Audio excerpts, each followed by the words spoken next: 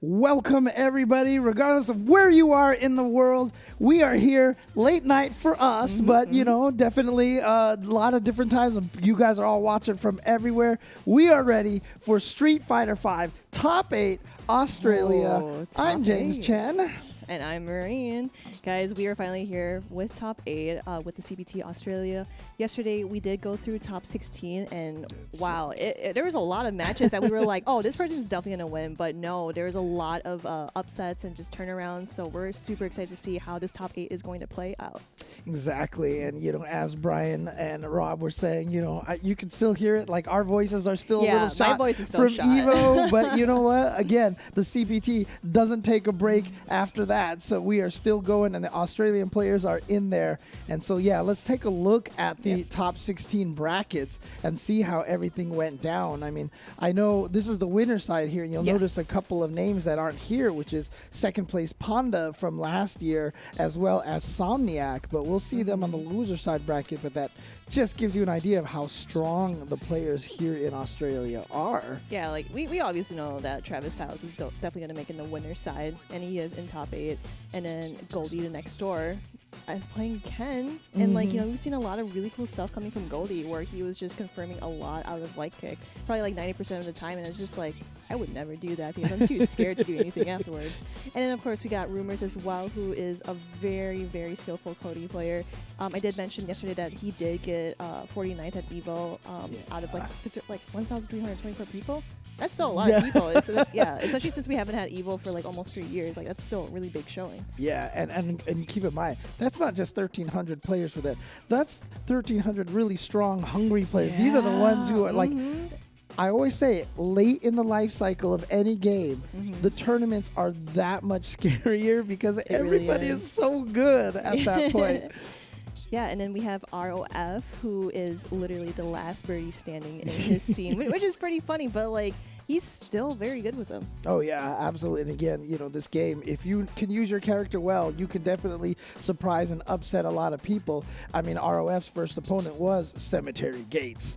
And Cemetery Gates was a Blanca player. We'll see his name down on the loser side of the bracket. But yeah, the loser side, of course, of any top 16 bracket is where all the bloodbath kind of happens, where the players get eliminated. You see Angel, Bikre, Rups, and Freezer going out immediately in the first round over there. But then, Too Fast, Too Fed ran into Cemetery Gates, and then Cemetery Gates took it 2-0 and will be going up against Somniac. So Somniac, as we mentioned, one of the strongest Bison players from Down Under, and took out Bikre and BK Sama back-to-back 2-0s. So you can see how strong he is. And then Yasbas just dominated over Rups, but then Shen Khan coming back and dominating in return with the change from Zeku to Luke. Yep. And Shen Khan, of course, we'll talk about him a little bit more, but the TO for Unga Down Under. And then Panda making it through Freezer and a Wild Llama to go up against Shen Khan. Yeah, and of course, keep in mind that Panda did get second at the Australian CPT, so it's very surprising to see him in the loser side. But again, one of his quotes yesterday, he was like, nope, just angry. Yep. I got no quote here. And then he just has the most stink face ever. But hey, like if you want to play like in a setting where like you're angry, you'll play better, you're happy, or you're sad, whatever, like you're just trying your best to get to the top 8 and possibly qualify for the Capcom Cup. That's right. And of course, obviously qualifying for Capcom Cup is the most important part about this. Definitely. But, it does come with a little bit of monetary, motivations here. There is a prize pool here of $5,000 for the top 4 placers, split between them. So obviously, if you can qualify, that's cool. You get a little nice spending money to go along with it. Definitely does not hurt. Yeah, definitely use that spending money to, get yourself something nice. But of course, as we mentioned on the winner side of the bracket, I mean, let's take a look at the top 8 bracket if we can here. Definitely. Travis Styles will be the first match that we're going to see here, going up against Goldie Next Door. Goldie Next Door, not a name that I remember from the previous Australian CPTs. I actually did look through some of the Australian CPTs, and I don't think I have seen Goldie, but of course, Goldie attending the Unga Down Under for sure.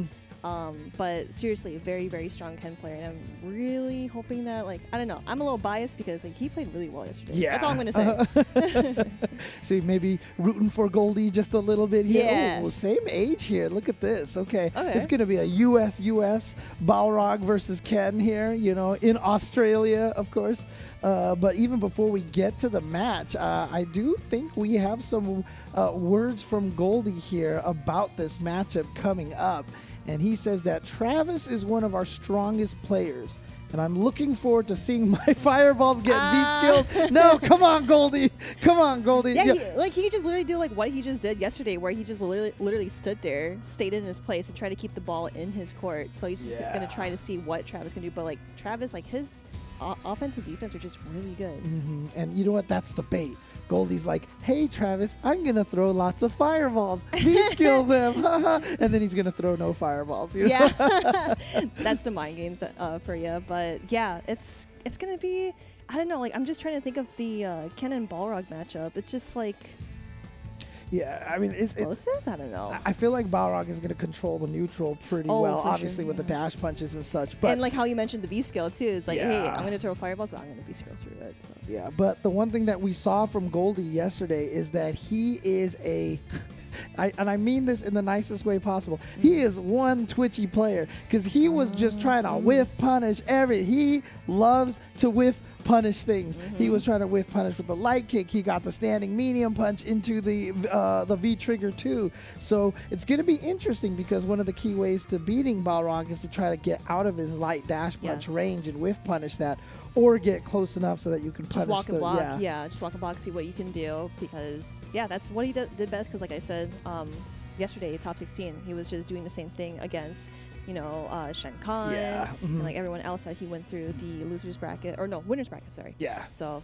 yeah, it's gonna be great. Here we go. Yeah, definitely gonna see. I mean, a key thing right now is we're gonna see is just how Goldie plays the spacing from Balrog. I want to see what his approach is. Is he going to be trying to maintain this whiff punishing kind of neutral thing, or is he actually going to try to rush Travis Styles down? Travis, of course, he's just going to try to find as many opportunities to land the tap because he just likes to kill people with tap. Yeah, definitely. We always see him like actually land those taps, and they just do a whole lot of damage. Oh, there there's we a go. fireball. Yeah, okay. So Goldie is definitely playing with that fireball. You see him moving forward. He's walking and blocking exactly. Like you were saying. Trying to get in that range where the light dash punch is punishable. And Travis is just kind of like standing right next to him so he can like get those hit confirms or like just hitting those attacks. He doesn't want to get whip punished by Goldie because he knows that Goldie will whip punish him. Yeah. Exactly. So Travis, okay, not close enough that Goldie felt like he was comfortable trying to punish that on block. Yeah, look at these like face value fireballs too, because he knows he's gonna get V-skill, but Travis goes in for an explosive punch. Yeah, this is what Travis wants to do, is just get in there and start rushing down. He's so good at this part of the game. Woo! But here comes Goldie. Oh, challenging. Okay. Gets the knockdown, and now the throw, and now the life is tied. Oh, and there we go with the command grab. That range is so far. And another one! Travis is not scared at all. Man, it's just like Balrog's offense, so potent. You just want to block, and then V-Trigger 2 gives him a command throw. And this is probably one of the main reasons why Travis wants to play this V-Trigger. It allows him to switch up from being just this offensive attacking machine to suddenly you have to worry about him being a grappler. Ooh, nice check, but nothing off of that. There's the V-skill. We see through the fireball, but Goldie is still going for the light kick confirm. Okay, I like that using the V-shift to get out of that situation. Of course, with V-Trigger 2, he's definitely going to build up enough meter for a V-Trigger still. Oh, there it is again. I wonder if Goldie's just going to try to stop beating those fireballs. Yes! Travis, like, just being a busy bee in front of Goldie. And look at all those resources, too. Yeah, not a good sequence for Goldie there. Just ate a bunch of standing heavy punches and dash punches to the face. And now any little thing is going to do it for Travis. But Goldie has a lot of resources here. Basically, oh. I was about to say, one hit from Goldie into a mix-up definitely could have killed, because if it was something in the V-Trigger 2 and then one more mix-up in the critical art, probably could have killed. But Travis taking game number 1. But again, 3 out of 5 now in top 8. Yeah, no kidding. Because, like, you know, we did see him just trying to, like, literally stay close to him because, like, he knows that if he tries a V-skill, he would get hit by, like the starting frames of it. So, yeah, he's doing a really good job of just trying to keep at it. But, like, wonder if Goldie is going to stop throwing fireballs. Never mind. He's just doing fireball here. Yeah. Oh, there's the tap. And then into the heavy kick for the crush counter. Oh, Travis, like I said, he loves that tap. Definitely one of his favorite tools to have. Back. Yep. Yeah, he's just like, just tapping. Yep, there we go. Oh, no. And here we go. Corner position now. Ooh, okay, jump over. Perfect for Goldie. This is where he wants to be, but look at all that health that he has right now. Yeah, a little he's taking scary. so much damage. He's need to try to find a way to make the comeback. Spends one of the bars to try to get a knockdown. Ooh, okay. The counter hit to interrupt. All right, he's got that corner position thanks to that one jump. Like you said, it can turn things around. Oh. No, the 3 frames from Travis. Okay, not going to kill. Just one more. Ooh, that's so scary, but... Wow. Was that punish? Did he whip punish that crouching medium kick? Possibly. Oh, man. Travis Styles still looking strong. Like we said, though, you know, he's definitely one of the people to beat here in this tournament. He was last year's Australian champion. Ooh, okay. Ooh, nice check on the dash there. See, look at him. He's just like walking back and forth, Does not want to leave his place. Oh, no! Yeah, missed that, but still had the offense to challenge after. Oh, no check on the dash there. And of course, yeah, Goldie's just like standing, blocking, walking away. Oh, just one more. And the beautiful thing about tap is that the reaction is just letting go of buttons. Yeah, so as soon definitely. as you see that Hadouken, like you see the animation start, you're like, whoop. Yeah, and he was actually able to interrupt Goldie's, like, you know, starting to throw out the fireball. But it's like, you know, I do have the life lead. If I get hit, I get hit. But it hits him just instead. Yep. And so Travis looking very solid, very strong here. 2 games to 0 start here. And is this going to be a V skill change? V-skill, V-trigger change? Or, yeah, or does definitely. Goldie actually have a secondary character to see if can try to challenge this boxer? Because so far, the Ken is not doing the work. Yeah, it could be that. Or, you know, sometimes people just go back to, you know, like stage select, character select, and just kind of like, just think about like what you want to do, what you need to do. But I think his quote kind of like sold him out there. He's like, yeah, I don't want to throw fireballs, so like please don't be skill. So. Yeah, definitely going in there knowing that Travis Styles is a strong opponent. So for sure. Yeah, I'm really curious to see what's going to happen here. I want to see if Goldie makes any sort of crazy changes or anything right now, but it is 2-0 in favor of Travis right now. And as you can see here, probably going into this feeling very confident. And I mentioned this. Okay. Goldie, do you have a Luke? Okay, all right. Yo, everyone has a Luke, but you know what's funny is that like all I've seen, like, you know, some of the Shotos here, they have switched over to Luke. Yes. Because, I mean, if you count him as a Shoto, you know, I technically, like, you got to wear the gi, you know, kind of thing. But, I mean, let's face it, Luke is a Shoto, and he is clearly the strongest, like, Shoto archetype in the game right now. But obviously not a character that Goldie Next Door might be as familiar with. So obviously feels more comfortable with the Ken. But, again, that V-skill, you see how much more. V-trigger one. Yeah, you can see how much more Goldie's able to throw fireballs because, again, Luke's fireballs are really hard to see. And so it's harder to V-skill through them. So he can throw them out and control that neutral space a little bit better. I know for a fact that if you do V-skill his fireballs where, like, you go into that slow-mo animation, you can definitely actually V-ship and then jump over. But look at these tabs. Travis doesn't need that at all. Like, just keep doing it. Okay, V-trigger activation. Yeah. He has a V-trigger behind that to keep that safe. Oh, no, didn't get the full combo punish. Oh, the interruption. All right, there we go with the target combo. Into the fireball, dash, double dash. And again, just... Okay, finally that V-trigger is gone from Goldie. Remember, it builds up while he's not using it too far away. He doesn't have anything there. He doesn't have a cancel for that. No, Goldie with a bad confirm on block. I was gonna say, like, that was like a really good change of pace, you know, but it's unfortunate that his V trigger just ran out. Yeah. Again, Luke, the unique character that is V-Trigger, does not drain. If he gets hit, it goes down. If he uses his powers, it goes down. But otherwise, it actually builds up as he waits. Oh my god. I just love seeing him just let go of those buttons and doing his thing. Oh, man. Oh, okay. Yep, grab the V reversal. It's really good for him. Okay. Got the pressure going on. V reversal, but blocks it. That's -2. And nice reaction, making sure you get that uppercut. I love that. Oh, yeah. Again, we see that instance, but Goldie is not ready to punish that. Ah, jumps over. Okay. Yep, oh, he super. had the super. Crazy. And that's going to do it. Travis is going to make it all the way through 3-0. And I keep missing that. It's like, I noticed Travis is missing that overhead. Is he just mistiming the meaty, or is... I think he's definitely mistiming them. Yeah. But again, like Goldie probably expects him to like, oh, I'm probably going to get hit by this overhead. So he probably wasn't ready to punish it. But again, yeah, Travis must have been doing it a little too early. Yeah. But, oh, geez, look at that.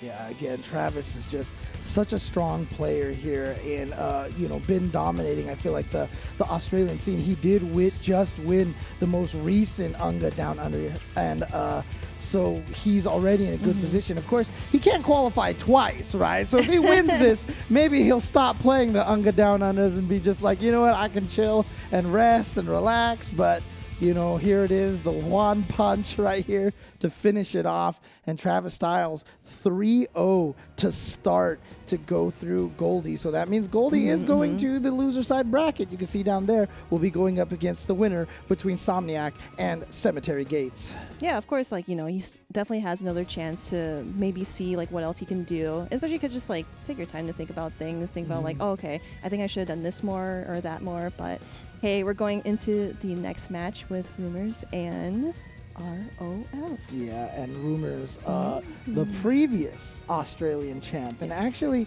the year that he won it, a lot of people were surprised at it. It was pseudo upset that he won that. Obviously, Cody wasn't considered as strong of a character at the time. Now, Cody is amazing. But even still, a lot of people say that Cody's good because of the V-Trigger 1 changes, the buffs. We saw Momochi take CPT Japan with it. But when we watched Rumors play yesterday, he's still going with V-Trigger 2, still going with the pipe, still going with the rocks. Yeah. Because, we usually see, because, we've seen, some players, for example, Shine, he would use the knife most of the time. But seeing Rumors use a pipe because, I always like to see the command grabs going here and there. And it's like, dang, this is, a lot of damage. And, sometimes you don't even expect it. But, hey, we do have a quote coming in from Rumors here. So let's see what he says. Yeah, RF's good and all. However, I will simply EX neutral him. Okay. Again, with the confidence, just I'm just going to do this and you're just going to deal with it. Hey, look, you know what? Just a shout outs to our pre-show, no neutral, EX Zonk Knuckle. Definitely a neutral defying tool. Free +2. Well, it's not free, obviously. Cost meter, and you have to hold the buttons, but still, it's just such a nice way to get in there. Remember what he said yesterday is that he's always charging Zonk Knuckle. He's always for sure charging Zonk, but ROF, of course, the birdie player. The last birdie standing in Australia. Yeah, and we saw a little bit of that spiciness at the end of his match with Cemetery Gates. Yeah, so, he really had to do the costume code and then teabag. I'm just yo, this dude's wildin'. This is really DJ hours. Is that Cody the Shoto versus Birdie the Zoner? Yep, pretty much. And you know what? I mean, honestly, there's a lot to that too, because Birdie has good range normals. But again, I always mention this. Cody's normals have great range as well. It's just that the limbs look stubbier, but they have great range. Like a standing medium kick doesn't look like it hits far. That thing it really does. Yeah, range. it's hurt box for sure. Oh, man. Yeah, that's right. Classic birdie costume. See, I have to root for RF just for that. Okay. Oh, okay. Yep. Love it. Oh, and he's going with the V skill too. That's actually really sick.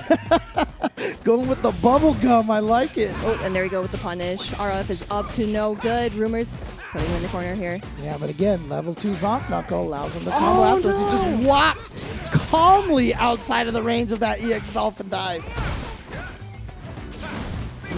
+2, and just goes for the throw. Just one more hit for his son, or just for kill, really. Oh, Oh, the swing. Oh, he tried to so punish him. nice. Oh my gosh, that hit. And see, this is what I mean. Like Yeah, that's what you mentioned earlier. Yeah, Yup. all of his moves hit so far. Like crouching light punch definitely didn't look like it was gonna hit, and still was able to connect. All right. Yep, jump over does not want to be in that situation. RF getting all these counter hits. Oh, the frame traps. And now the shimmy. Oh no! That could have been it for his stun, but that's okay. Yeah, he just wants that one hit. But I do like him not being over aggressive in case ROF tries to jump out of there. There's that standing meeting kick I was talking about. But yeah, oh, okay. That was really smart to V reversal. Doesn't want him to use his turn. Okay. Now back to this projectile game here. But gotta be careful because the chain can punish a projectile like that. And now we get a command throw here. Oh yeah, V-shift back into neutral. Rumors just trying to play the fireball game here, but the bubble gun, you really gotta be careful. You don't want that to happen like the first round. Yeah, definitely a very sticky situation when he gets that thing out. Oh, caught him in his legs. And now Rumors. Oh, okay, here we go with the gap closure. Now we come with the bubble gun, another version. Okay. That was sick. V-shift. Oh, and he's gonna take it off of the V-shift. What a decision to V-shift in the corner. It's so risky to do that in the Right. corner. Holy cow. You were saying that yesterday, yeah, that it's like it's so scary to do that, and yet all these players, they just have that call out every single time. So there you go. Rumors taking it, but yeah, ROF right there, just barely losing that round. Fight. Okay. Okay, nice with the whip punish, just trying to fish things out. Trying to make sure that Rumors doesn't have free reign on this EX neutral, as he calls it. And he tried to connect after that fireball, but it didn't work out in his favor. Oh, Yep. And look, I like it because, you know, Rumors said he was going to use EX neutral like that. ROF has been doing the same thing with Yup. his EX headbutt. He's like, your quote is also my quote too. Whoa! Sweep anti-air, just kind of like Daigo doing the sweep anti-air. And nice, using that V-trigger activation as the anti-air like we saw him do against Cemetery Gates yesterday. Oh, too far away for that to hit. But Rumors didn't punish it. Yeah, there you go. Yeah, just don't need to like commit to do any like sort of mix-up because you do have the life bleed. And of course, he does have the pipe activated too, so you don't want to get that comeback factor going on you. Yeah, and again, you know, Birdie, one of the best crouching light punches in the game. Just such good range. So hard to deal with a lot of characters. Yep, tech on that. So tech on the plus rate. That is punishable right there. Oh, but the shimmy too, that's gonna hurt. Yeah, and the corner pushes. So I like ROF trying to get out there. And now goes for it again, uses the armor. Crush counter because the jump missed. Yep, the jump missed, but it perfectly pans out for ROF. But V-shift in the corner, he was wary for that, but it's not going to work out again this time. Rumors is still hitting the buttons. He's like, I don't care if you stop me. Stop my V-shift. I'm still going to hit light punches. And that's the second overhead that he's blocked this time. Back to the projectile, but you know he's scared because he knows that that projectile can lose to the chain. Yep, and we have V-trigger on deck for Rumors here. Just trying to find the connection. Oh, definitely wasn't what he was trying to do. Hello? Definitely was not. But Rumors does have that V-trigger. He hasn't activated it yet. What's his activation route that he's intending to go for? Dude, he is just being so patient. 25 seconds. 25 seconds on the clock. Yep, that's what we have here. And of course, Rumors is still using V-trigger on deck here. Okay, here we go. Oh, and we can get the wall bounce off of that. Play ball. Now, look, Rumors actually has the life lead now. And he can chip away to make 10 sure. seconds, by the way. Oh, nice reactions away from the dolphin command grab. Back jumps away. And like his range too, like with the pipe, he was able to connect that. That was the second time. Look, so yesterday against Cemetery Gates, he had one match where he had a lead, and then kind of at the end, he got a little impatient and cost himself the round. I felt like kind of the same thing there, going with just the non-EX dolphin dive out of nowhere like that. Felt like he didn't need to go for such a Hail Mary. The time wasn't that low yet. Oh, just a little space out on the jump. I know you can't anti-air that because you will definitely get hit, but here we go with the V-trigger activation from ROF, and another jump on anti-air. Oh, I thought he was going to be on the other side. Yeah, same. And here we go. Yeah, now he's going to toss to the other side, and then there's the EX neutral. Oh, and that's one of the buffs that Cody got there, that crouching heavy punch with the knockdown to get the free juggle afterwards when he has the pipe or the knife out. And so there you go. Rumors going up 2-0 over ROF. I said yesterday this felt like an inevitable crash course of Travis versus Rumors. And it looks like these two are trying to oblige as much as possible. Like, you want to see me versus Travis? All right. We'll get there as quickly as possible. Both of them trying to get to that winner's finals with the 3-0. Oh, what a hard knockdown after the crush counter. There you go. Level 2, Zonk again, allowing the link afterwards. Oh, and there you go. Oh my gosh, that was pretty quick there. Yeah, EX went definitely a lot faster. Had the meaty timing. Okay. All right, ROF trying to change some things up. Bubblegum time. More. Okay, with the block stun into the command grab. Yikes. Bubblegum and like Abigail Tyre are like two of my favorite B skills in this game because they're so ridiculous, but really I love them. I wonder if ROF would just like stand there and just like flick his booger. Because you know, like you can get hit by the booger. Yeah. That is so funny to me. It's like if you have him as a training dummy, you'll hear yourself get hit, and you're like, wait, what happened? Yeah, what hit me? I don't think we've ever seen an official match end with a booger either, so it's too bad. That'd be awesome. Oh, armor activation as well. Yep, get off of me and trying to fish for a grab. Doesn't work out. Yes, and yeah, there's a little shimmy that he's got there. EX neutral. Yep. Oh! Ooh, +5 on whiff. Those throws, man. Oh, he frame trapped him. Okay, so he's going to get the mix up here. Oh, that's going to get hit. Yeah. Yep, and that's definitely going to stun. Oh. Ooh, ROF. Says no 3-0s for you, Rumors. Not so fast. I'm still in this. And so let's see if ROF now can take this and shift it to another 2 games in a row and try to win 3-2.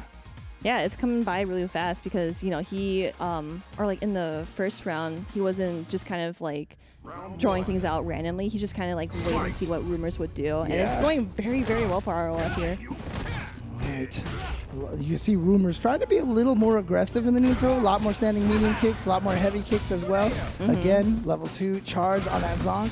Oh, yep, there's the punish. Rumors tried to do it multiple times, but ROF was able to block just in time. Oh, rook punish? Yeah, that's nice. What's up. Dash.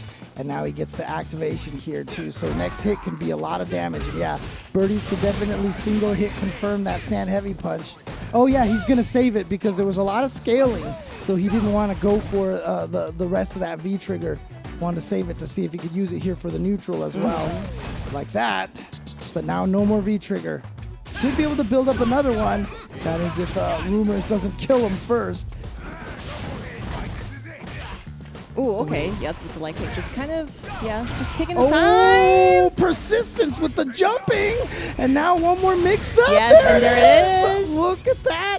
I thought ROF was going for the command throw as well. That's what I was looking for it too, but he just wanted to play it out safe just to see if Rumors would just like do neutral jump or like V-shift in the corner. Yeah, and so I definitely got hit by that meaty light kick too. I was going to be mashing some buttons for sure. All right, anti-air, forced him into the meaty tornado as well. Okay, EX neutral again. Oh, see, yeah, we've seen so many instances where like he tries to anti-air or just like stand there because he knows that if he does, like it's not going to hit him. Yeah, beautiful empty jump from ROF because obviously that heavy punch doesn't have a lot of range. So, okay. Oh, no, okay, not your turn. Okay, activation. Yeah, definitely. Unlike most activations, not plus on that. I think it's even punishable too if you have a move that's far enough. But look at this. Oh, into the command throw setup. And he still got another hit of that chain. Decides to spend it right here. It is minus on block. Oh, the EX dolphin dive. Just one more here. Bubblegum time. And hands up for the bubblegum. 2-2. ROF. Oh my God, this dude's crazy. This dude is crazy. I mean, look, I don't blame Rumors at all. He saw he was sitting there. He's like, this is a free zonk. And then the bubble was like, nah, this is what I think of your EX neutral. I've got a bubble gum here. Yeah, he's way, way too close into his comfort circle. So he's just going to throw out that bubble gum right here and right now. Oh, my God. That is crazy. Oh, my God. Oh, my gosh. The conversion, too. That was really sick. Oh, interesting. Again, I wonder if they're going back to the lobbies here and see if Rumors maybe goes with a different skill or trigger or something. We'll see. I think that he's probably still going to stick with the same V skill, but maybe he may try the knife. But I feel like the pipe is so good, especially when you're just trying to hit that like gap closure where it's like, oh, I don't think I'm going to hit him with like jumping fear. So if I have the pipe with me, I'll be able to like connect more of like a hitter. But again, 2-2. Yeah, ROF is literally bringing it back up here. Oh, Requiem of Fear. And you know what? If he gets to the point where he has the killing blow, like off of a stun, we're probably going to see more disrespect from from ROF. But yeah, they are going to be switching sides now. So ROF is definitely on first player side now. Rumors on the second player side. And no, he's sticking with the pipe. He's sticking with the pipe. Okay. So just like a different stage and just kind of figure out like what he wants to do. Yeah. This could be anyone's game here. Yep. Here we go. Final game between these two players to see who gets into winners finals to go up against Travis Styles. I mean, sure, it's nice to be guaranteed into winners finals, but that also guarantees you into the money as well. So you will definitely be getting a part of that prize pool. All right, I like how Rumors just kind of like walked up a little bit because he knew that he was really close to the corner. So now they're back into mid-screen, but cross jump over ROF B trigger. Now here we go. We've got the activation. Hasn't tried to frame trap with it, and Rumors has been pretty good with that anti-air. Oh no, but yeah, it wasn't crouch blocking, so gonna get caught low. There's the crush, and he still got more there. Yeah, and gonna hold on to the rest of that V trigger as a threat. -2. Oh no, that could have been a punishment. I wonder if Rumors wanted to activate V-Trigger there, but it didn't work out. Yep, here we go. Pipe time. Activation. And just crazy ROF making this comeback here down 0-2. And now could plus frames. Oh, and the challenge! ROF is like, there's no leakage here. What are you doing? ROF, here we go. On the verge of a 2-0, down 0-2. Comeback. He's one round away. Rumors, can he clutch this one out?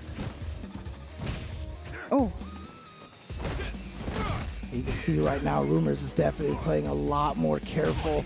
Playing a little... Like, he's just not, like, throwing out his buttons. He's just trying to get into that range where he's able to, like, hit something, see if he fish something out, tech grab. Yeah, like right there.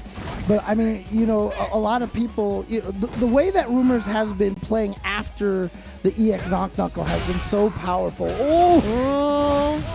Oh, this is huge. This is huge for ROF. Oh, and the jump in, and he's going to get... No! Why did that miss? What the... I want to know. Oh, that's going to be a stun. Oh, no! Not quite! Oh, careful with the bad jump and blocks the overhead. Feature activation. Rumors bringing back the comeback factor, but ROF is putting him back in the corner. Ah! No, the teabag! ROF, you gotta cut that out, man. But hey, that's his play style. Totally fine. He wants to get into that top 4, and he did. I can't believe it actually happened. I can't believe he got the stun in the last round and had the opportunity for the disrespect. God. Oh, my. Rumors now in loser's bracket here after a 3-0 comeback, a reverse OCV from ROF. It was looking all Rumors to start. And again, the interesting thing about it, no change in V triggers or V skills, or really just ROF just started playing a lot more solidly. Like I said, Rumors was doing really well with the post EX Zonk. It's +2 on block, and he was really winning that interaction a lot. But it just, in the end, ROF is just going to be able to take it. Yeah, because like ROF has just been playing like just a super basic style, like not going too crazy on the command grabs or like resets or anything. Just play it out really basic, and then you can definitely get that, like the reverse 3-2. Yeah, you can see this. I mean, look at the start right here. I mean, it was definitely close in this game number 2. Oh God, that sucks. I wonder if he tried to like activate the V trigger like early so he can try to anti-air or do something, but darn, dude.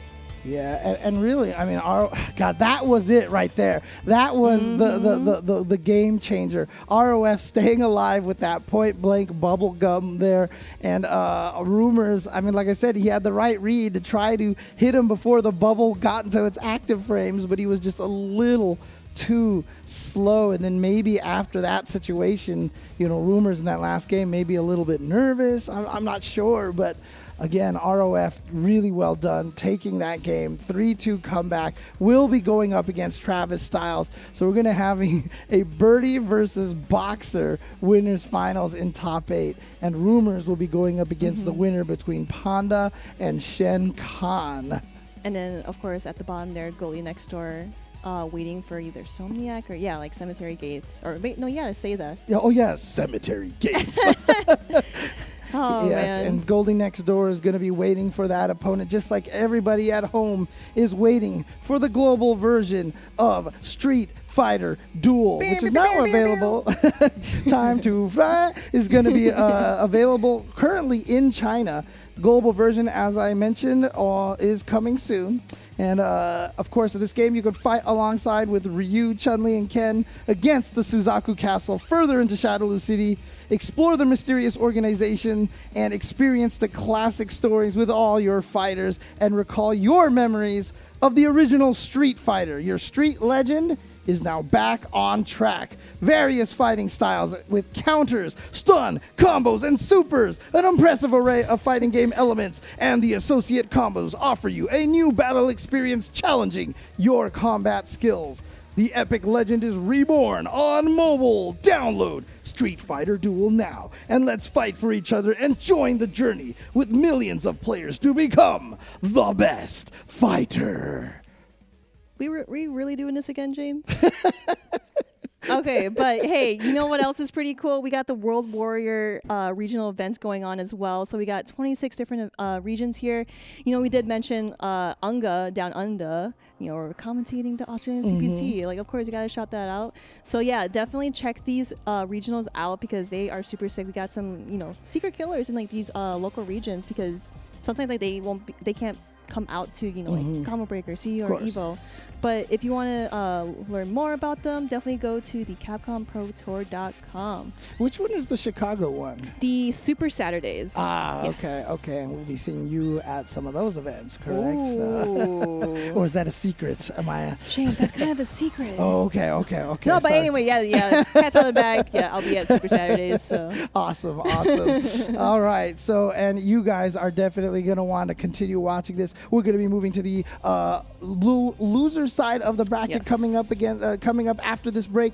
Do not go anywhere. Cemetery Gates, Insomniac, Shen Khan, and Panda coming after this break. Hello. We are back with Top 8 at CPT Australia. I am here joined with the voice of Street Fighter 6, James Chen. One of many, one of a few. I mean, that's not the only one there. That's still really cool, though. Like, I'm sitting next to a guy who's in a video game.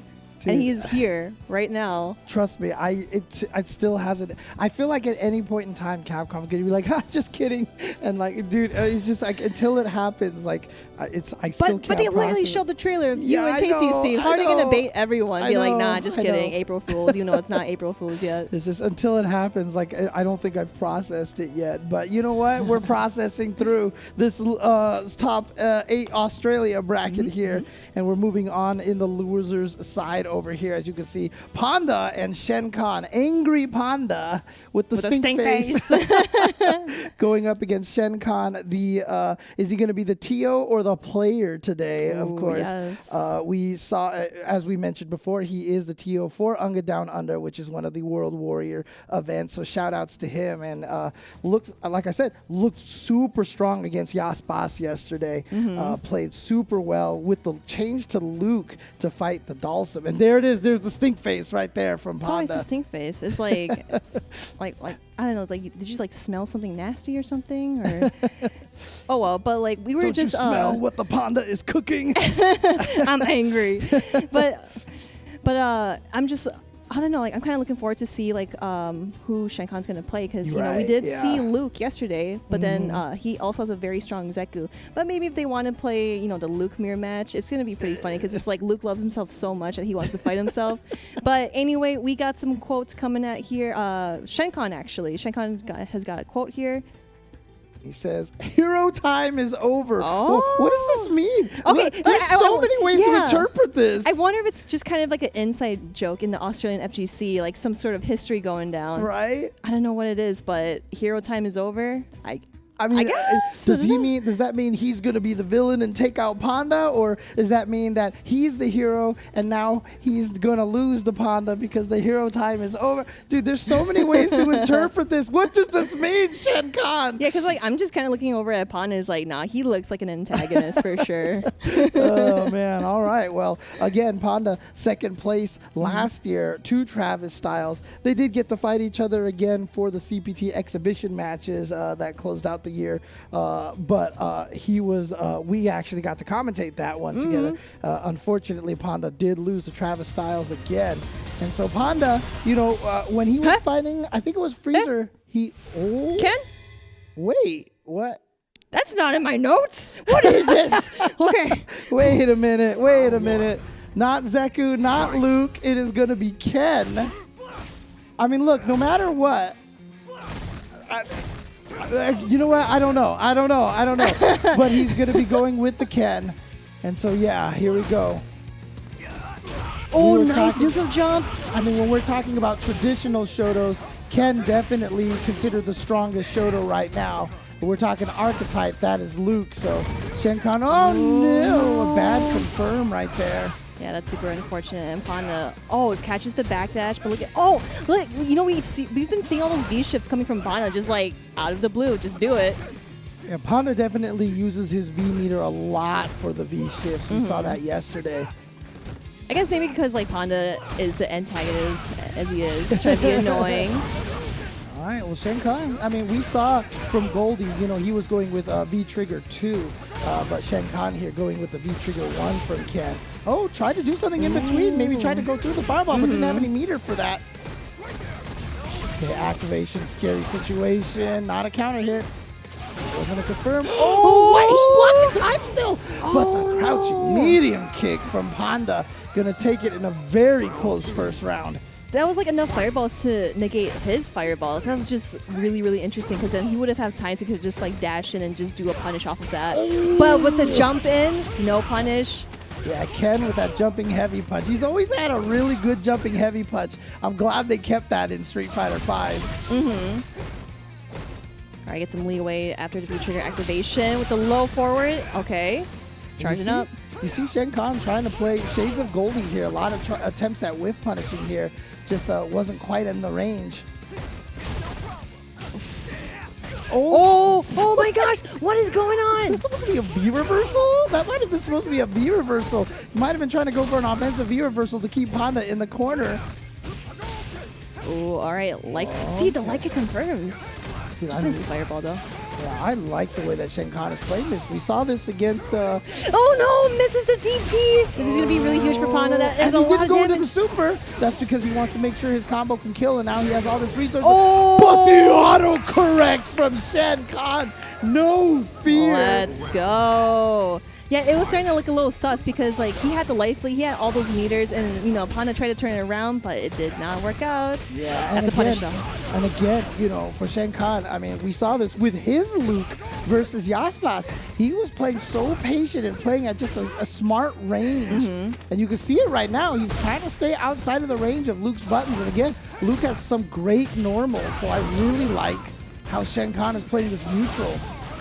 Yep, I really like to see all these checks coming from each players. It's just kind of hard to check them just because like their dash speed is just so fast. Well, I'm not sure what was going on with Panda there. Dash forward, nothing afterwards, and got the side switch. Here we go, the plus frames on the activation. Yep, just one hit confirm, and he can cancel into critical arts. All right. Yeah. Oh no! But he went for the EX Fireball, so he didn't have that anymore. He did not have the super anymore. No anti-air from Panda, but Panda, no resources. Oh my god! What are these 10 tactics? He just like dashed up, did Tatsu, and I'm like, What? I have no words. I have no words at all. What the? I mean, look, if you're going to try to interrupt someone with a 3-frame button like that, I mean, you know, that's 3-frame attack right there on that first hit. So, sure, let's just dash up and Tatsu the opponent, and it worked out and got to confirm and Shen Khan with game number 1. Yeah, I just feel like in that situation where it's like, oh, it's really close. It's like down to the wire, so anything can go just like that. You know what? I mean, I'm going to give it to Shen. I'm going to be like, genius. You know, even if he's at home being like, whoops, I'll take it. Okay, level 4 confirmed. This is going to be really good. Shenkan at mid health, building up that stun. V-ship in the corner, that's so scary. We see what happens when Panda goes down a game and he gets angry. Oh, he's getting even more angrier. Yeah, exactly. So starting off really strong here, but good anti-air from Shenkan. Not going to give Panda the free jumping, but there it is, that Sandblaster being such a nuisance right there. And that's safe on block. Yep, and that's like the really good gap closure.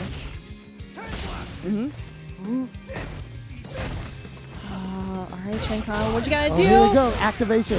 Gonna get towards the corner, not gonna be far enough to get all the way to the corner, but still gonna be able to keep the pressure going. But there's that standing medium kick again. Yeah, that's really good. That button is so good. Just has so much range, and it's really fast button.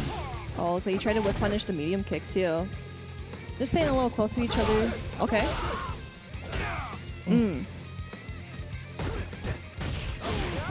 Okay. A little small confirm right there, but good enough. And here we go, into the DP to the corner, because he's going to be able to keep the pressure going, but nice check. Shenkan, too light confirmed. Yeah, just like start things out slow that will end up being very explosive at the end. Oh, the stagger time and the syncopation. And he ends it early for the throw. Tricky, tricky. Oh, yeah. Oh, he tried to throw him, but yeah, you're not going to be able to throw in that situation. Oh, the shimmy. And remember, it's the no shimmy shimmy, right? Yes. That Panda's so good at just staying right next to you, crouching right outside of the range. And again, it's almost never the actual animation of, you know, seeing a throw or guy walking that causes you to try to tech. It's that weird time delay that you feel that they haven't attacked. And so you're like, they must be going for the throw. And that's why the no shimmy shimmy works. We got the no shimmy shimmy and the shimmy shimmy. Yeah, the shimmy shimmy and the no shimmy shimmy. Sounds like we're singing a song, the shimmy shimmy and the no shimmy shimmy. Yo, add that in the game, Capcom. No, don't, please. Everyone kill me if it ended up in there. I'll put that in one of my voice lines. Shimmy shimmy and the no shimmy shimmy. Anyways, back to the match here. Oh, yeah, and see, that's why that's so powerful, because it's safe on block, and if you get the hit, you can link out of it. Oh, man, yeah, this is, again, going down the wire, and goes for the EXDP just to see that light at the end of the tunnel. Can he make this comeback? Knockdown on the firewall, but yeah, it's not real, so he checks it with the light punch. Gotta think about it quick. Panda having the life lead. And of course, V-Trigger on deck too if anything goes wrong. But Shenkan trying to wait things out patiently. Yeah, but now, how dangerous is Luke with all of this? He got the jump in! Okay, here we go. Party time. Shenkan definitely has a plan up ahead. One hit into confirm should be able to take it, especially with that EX meter. That's why Panda's scared to do anything right now. But now Panda fighting his way out of the corner, and now Luke with a distinct advantage thanks to that Sandblaster. Yeah, and with then no resources. Yeah, and like how Panda just kind of like walked up a little more, especially when he has no meter whatsoever. Oh, but again, that Sandblaster. It's so fast. So good. Oh my god.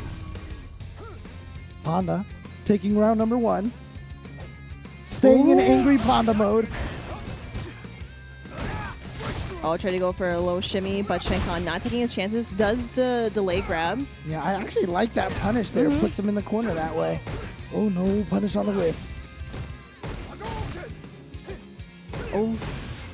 You see that like where he whipped it, but Shenkan wasn't ready to whip punish that. Doesn't have those Goldie reactions. Oh, yeah. Oh, again, just that army of normal moves that Luke has because of the range that they have, combined with the Sandblaster, but a great jump in. That's beautiful. All right, tech grab. What a tech by Panda. Okay. Punishes with the throw. Might not even have been a true punish, but Panda definitely not ready for that tech.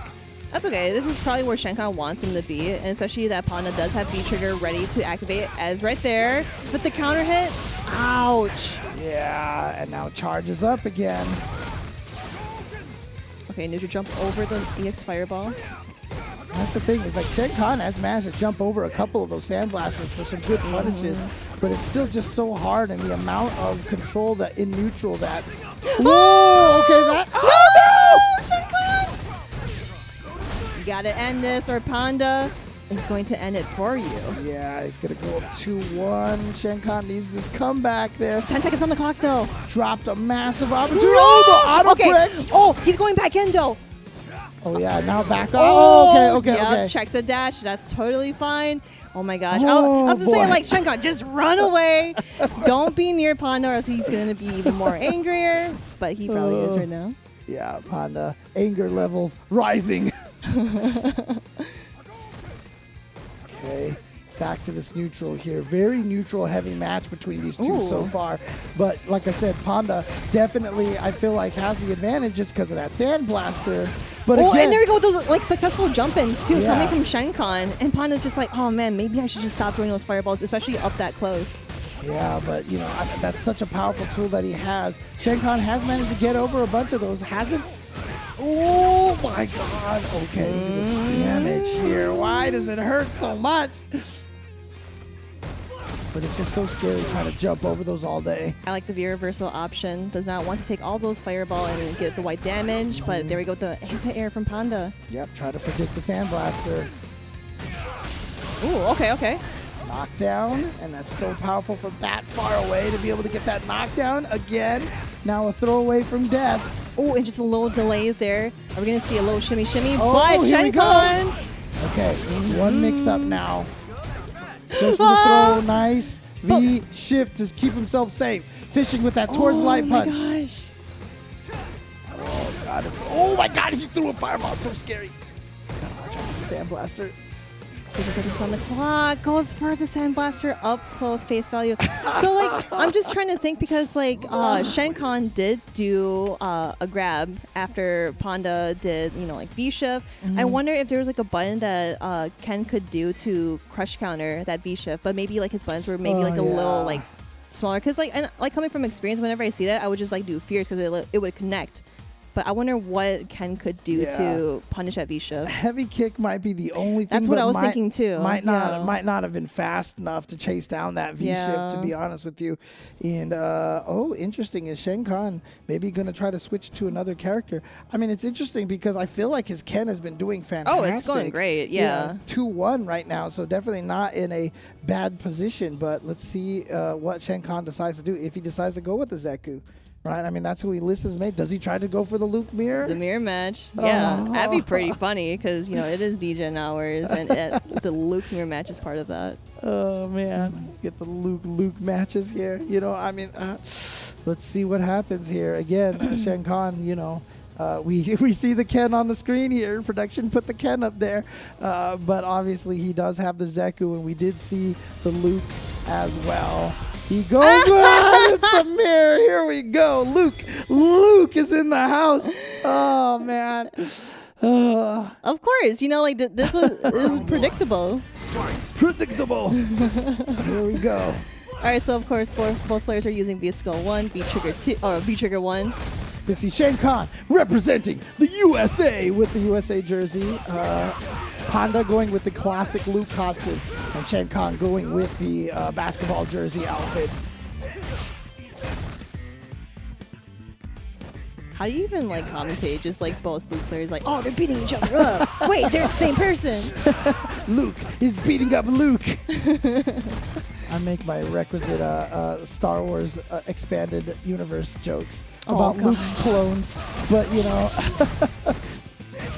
Oh, nice. Single hit confirmed. And now this pressure to the corner. Shenkan looking really strong. I love that V reversal. Like, stay where you are right now. And no more V trigger for Panda. So this is a dangerous situation, and Shenkan has the Sandblasters of his own now. Yep, EX to keep himself safe. Oh, here comes Panda. Tries to go for a shimmy.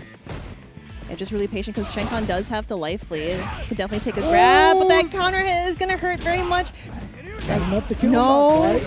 Just the low forward. Gotta watch those Oh, toes. meaty. And I saw a counter hit on Panda's side. Shenkan definitely trying to wake up with some buttons. Not sure what he was trying to wake up with, but nice comeback from Panda, and he's 1 round away from eliminating the TO from Unga Down Under. But of course, Shenkan, we can't count him out yet. He was able to block that EXDP and building up that stun. Just 1 more hit, and that's going to be it. And with the check from Panda. Yeah, that composure is crazy.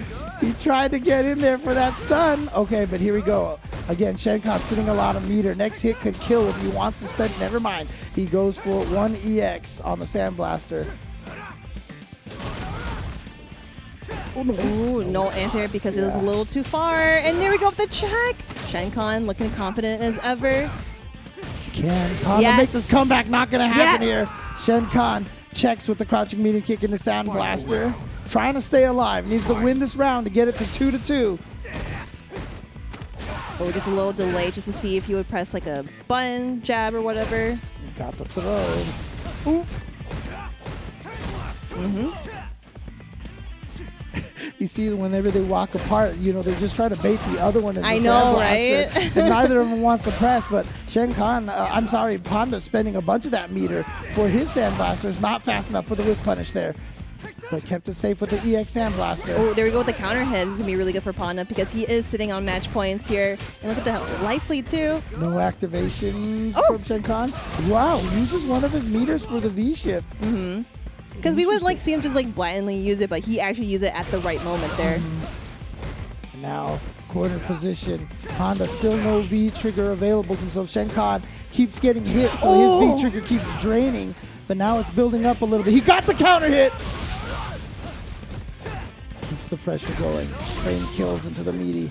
Jumps away. And of course, yeah, he's just trying to drain.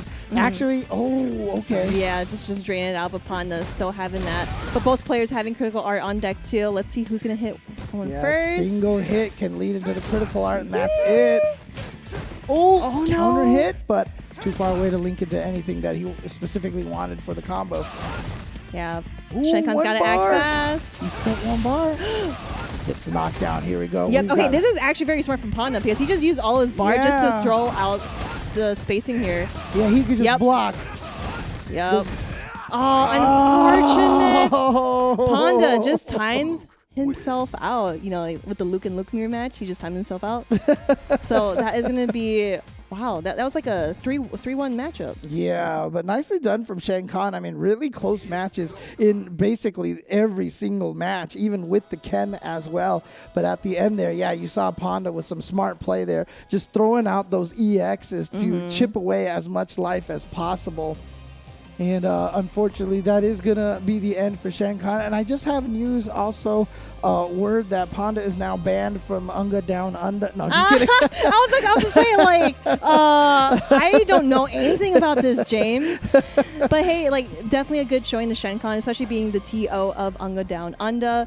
Like, it's really cool to see that, like, you know, TOs, they're doing their job, and they're also doing their job in the game, and getting top 8 against all these, like, top competitors. Like, it's, oh my gosh. Like, when he pulled out the Ken, I was like, wait, no. This wasn't in my notes. What is this? But then when he pulled out the Luke, as we were speculating, it was like, I think this is going to be a messy match. But Panda, of course, being angry as ever, definitely rides his way towards top 8. Or, no, in top 8, but top 4. But continuing forward into round number 2, he will be going up against Rumors next. So Panda versus Rumors. So last year's runner-up and the previous year's champion of the CPT Australia going up against each other in losers semis. As you go, actually, I'm sorry, losers quarters. Losers quarters, my bad. There you go. Ooh, yeah, man. so I am a little excited to see how Samyak is going to play against Cemetery Gates because he plays Blanca, and like you know, like not a lot of people kind of like remember the matchup with Blanca, but Samyak being the strong Bison player, like he played against the Fang player. I forgot his name. BK Sama. Yeah. No, it's not BK Sama. Oh no, you're right. Big Ray. Yeah, right, so like he definitely knew the matchup against him. So maybe we'll see something special between Blanca, who isn't like played a whole lot. Yeah. I mean, Somniac having that experience versus Fang definitely shows he understands the characters well, and so wouldn't be surprised if he's ready for Cemetery Gates, his Blanca. But also, we have a quote from Somniac coming up here. Let's see what he has to say about Cemetery Gates. All right, so Somniac says, Cemetery Gates is the best Blanca in the region. Hopefully he doesn't style on me too hard because I've got a tournament to win. Yo, yeah, he's ready. He definitely wants to win this and just win the whole thing. But, of course, Cemetery Gates being the Blanca player he is, I know he'll definitely pull through and like try something on Somniac, something new, something fresh, but it's going to be a wonky one for sure. Yeah, again, Bison Blanca. This is not a matchup that you see all that often here in Street Fighter V. Yeah, I think this might be like my first time seeing this matchup. Right? So. Oh, man. But again, Somniac, a very strong player and, definitely a veteran of the Australian scene. So definitely going to be hard to throw some, confusing looks at him, but we'll see how this handles. But Cemetery Gates has been playing really, really well and just barely lost to ROF. And I mean, look, ROF going all the way through rumors as well. So, Cemetery Gates definitely a very strong player himself. So here we go. It is going to be Bison versus Blanca, or Dictator versus Blanca. And I love that Cemetery Gates continues to keep using this reindeer costume. I think it's very cute. I love it. But that looks way too hot to wear, especially in this city. Yeah, I know, right?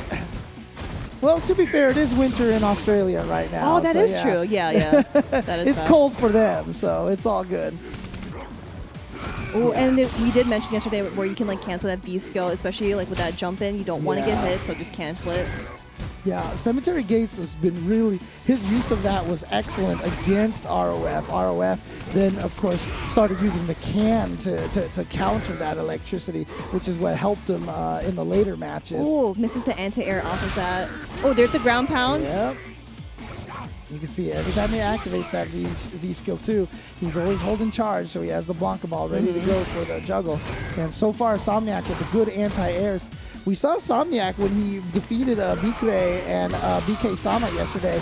He was really aggressive, but he's having trouble getting in on Cemetery Gates because of the way that Blanca works in this game. Why did that happen? No, because like he was charging it up, and Somniac, he was definitely like, oh no, I'm just gonna like wake up later or do the delayed wake up. It was weird. Okay. But Cemetery Gates, with round number 1 here. And like I said, Somniac unable to get this aggression going. That's obviously what Bison wants to do, is get in there and take advantage of all those plus frames. Oh, yeah, you can't hit the button after that. I always say like Bison's literally like a reversal eater. Because everything he has is so plus on block. I've seen some people just like do the electric ball just like that. And it's like, are you gonna do anything? Are you gonna jump over me or press a button? Unfortunately, Bison, I guess his gloves are not rubber. Ooh, what? Oh, of course. That was actually sick. You I can like use that. it as a parry. If it doesn't, that was one of the buffs a few seasons ago, that you can use that V skill as a parry. So nicely done from Somniac. There's some matchup knowledge on his part. There we go. And look at the life lead coming out from Somniac here too. So Cemetery Gates wants to activate feature, but he's just raw activation. Yeah, Somniac has been so on point with the anti-air. Again, Bison's crouching heavy punch, good anti-air, slow startup, so you have to have the awareness to be able to use it like that. Yeah, the D-skill cancellation does not want to get hit by any of his buttons. Oh, nice catch. Ooh, okay, tick throw. And now Cemetery Gates trying to apply a little more pressure. No, actually just goes back. Oh, no! Oh, my gosh, what is this scramble? Yeah, Somniac didn't get a chance to punish that on whiff. Checks the dash, plus frames, and here we go. Yep, and again, that distance right there. This distance is so scary for Bison. It's so powerful, and that's why you see Cemetery Gates just blocking there in the corner and basically made him want to use that V reversal. Oh, I wonder if he knew that he was going to go through the fireball, so he just stood there instead of just dashing in. Okay. Okay, good nice anti-air into the mix-up, and turn the left-right mix-up into a throw mix-up. Didn't get the dash checked in time. Whoa, that went so far. That's crazy. And you see how Somniac is basically, like I said, the defense from Cemetery Gates is so good that Somniac is using all of his meter to try to get in on Cemetery Yep, Gates. and here he goes going in. And man, seeing these V-ships in the smart. corner, it's just like they know what's going to happen. Yeah, right? You know, it's so risky to do so. But look at all that white health on Somniac. Cemetery Gates is not taking his chances just yet. Just trying to like play ball here within 9 10 seconds. Yeah. Okay, here he goes. Comes in. Got the anti-air, the trade. But the problem with the trade was that Cemetery Gates kept the life lead afterwards. So Somniac had to try to do something, and nice taking advantage of that. Cemetery Gates, game number 1. And right now, it's all coming down to Somniac having trouble getting in on Cemetery Gates. See, like in like the earlier rounds, he was just kind of like throwing out buttons, not doing anything too fancy because he knew that like, you know, Blanca just like going here and there and here and there. It's like, all right, I'm just gonna try to like keep you grounded, get you shut down here. But Cemetery Gate's not taking anything. Yeah, Cemetery Gate's just playing so solid defensively right For now. sure. Using the V reversal right away for the knockdown, and he's gonna get the knockdown here. And it's really interesting. The Cemetery Gate's definitely playing a very turtley Blanca, but not this round. He's going in. Oh, and the back throw, putting him back in the corner for the stun. That is definitely gonna kill. Ball. Oh, another ground pound. That is so funny. Blanca got combos. Blanca's got combos. Let's go. It actually looks pretty funny when he does the ground pound in like that costume. It's like a little kid in their pajamas or Kigurumi. They're like, yeah, it's not my bedtime yet. Now, again, Somniac spending so much time just trying to get his way in on Cemetery Gates. This is a good one right here. It's a good start for Somniac, but he had a good start last round, and Cemetery Gates was able to make the comeback. Yep, you see all those like V-skill cancellations too, and just backing away from the fireball and going back up to it just to block it. And yeah, V reversal on the Psycho Axe. Plus frames for Bison. He's like, you know what? I don't even want to deal with it. Just going to knock you back. But Cemetery Gates is down in life. Somniac doesn't have to go in as hard as he is trying right now. He can kind of chill just a little bit. Oh, the trade-off. A little too far away for that. Oh, I love the jump back light punch. Good reactions. And Cemetery Gates is just going ham Yeah, with he's these going V really good with reversals. those V reversals, knowing when to use them. But Somniac just playing so well. Oh, here we go. Cemetery Gates now. Time for him to try to go for the mixes, the shenanigans. He's down a lot of health. 30 seconds on the clock. Still a lot of time, but could definitely use a lot more. There's the activation. Another throw.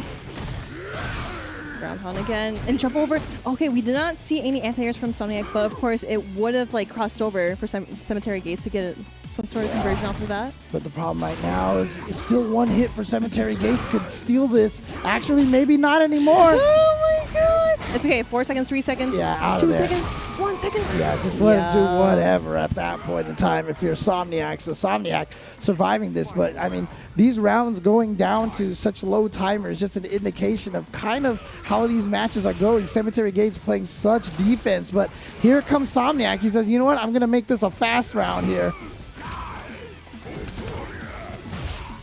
Ooh, okay. I mean, halfway, but of course using the bar just to kind of get some more pressure going on. But Somniac staying composed as ever, and still keeping him in the corner here. Yeah. And again, same situation as last round. Somniac with a life lead. Doesn't have to go in too hard. But like I said, Somniac is a very offensive Bison. He wants to go in. I think it's just in his blood to be offensive. Like, he can play so defensive right now. But, oh, got him with the X Yeah, that was really tricky. But of course, a low shimmy there doesn't hurt. Oh, didn't get the cross up. Again, he is so ready for that. He knows what he's doing. Yeah, Somniac with the great reactions with that jumping light punch. I mean, it's just, Bison's just like, such a Need good a hand. air-to-air. Such a good air-to-air. Oh, man. Yeah, like we've been seeing just more of, like I said before, where he's just not doing anything stylish. He's just kind of like really like focusing on how Cemetery Gates is like moving like in the corner, or like how many bars he's using, and he's just like punishing every one of them. Yeah. Somniac wants to try to keep that up a little bit. I mean, honestly, a lot of what's been dictating the matches has really been these opening sequences here, because whoever's been getting the life lead has been able to obviously dictate the pace of the match. Somniac, whenever he gets the life lead, like I said, he's still aggressive because that's just Somniac. I don't think he knows how to play a slow-paced Bison here.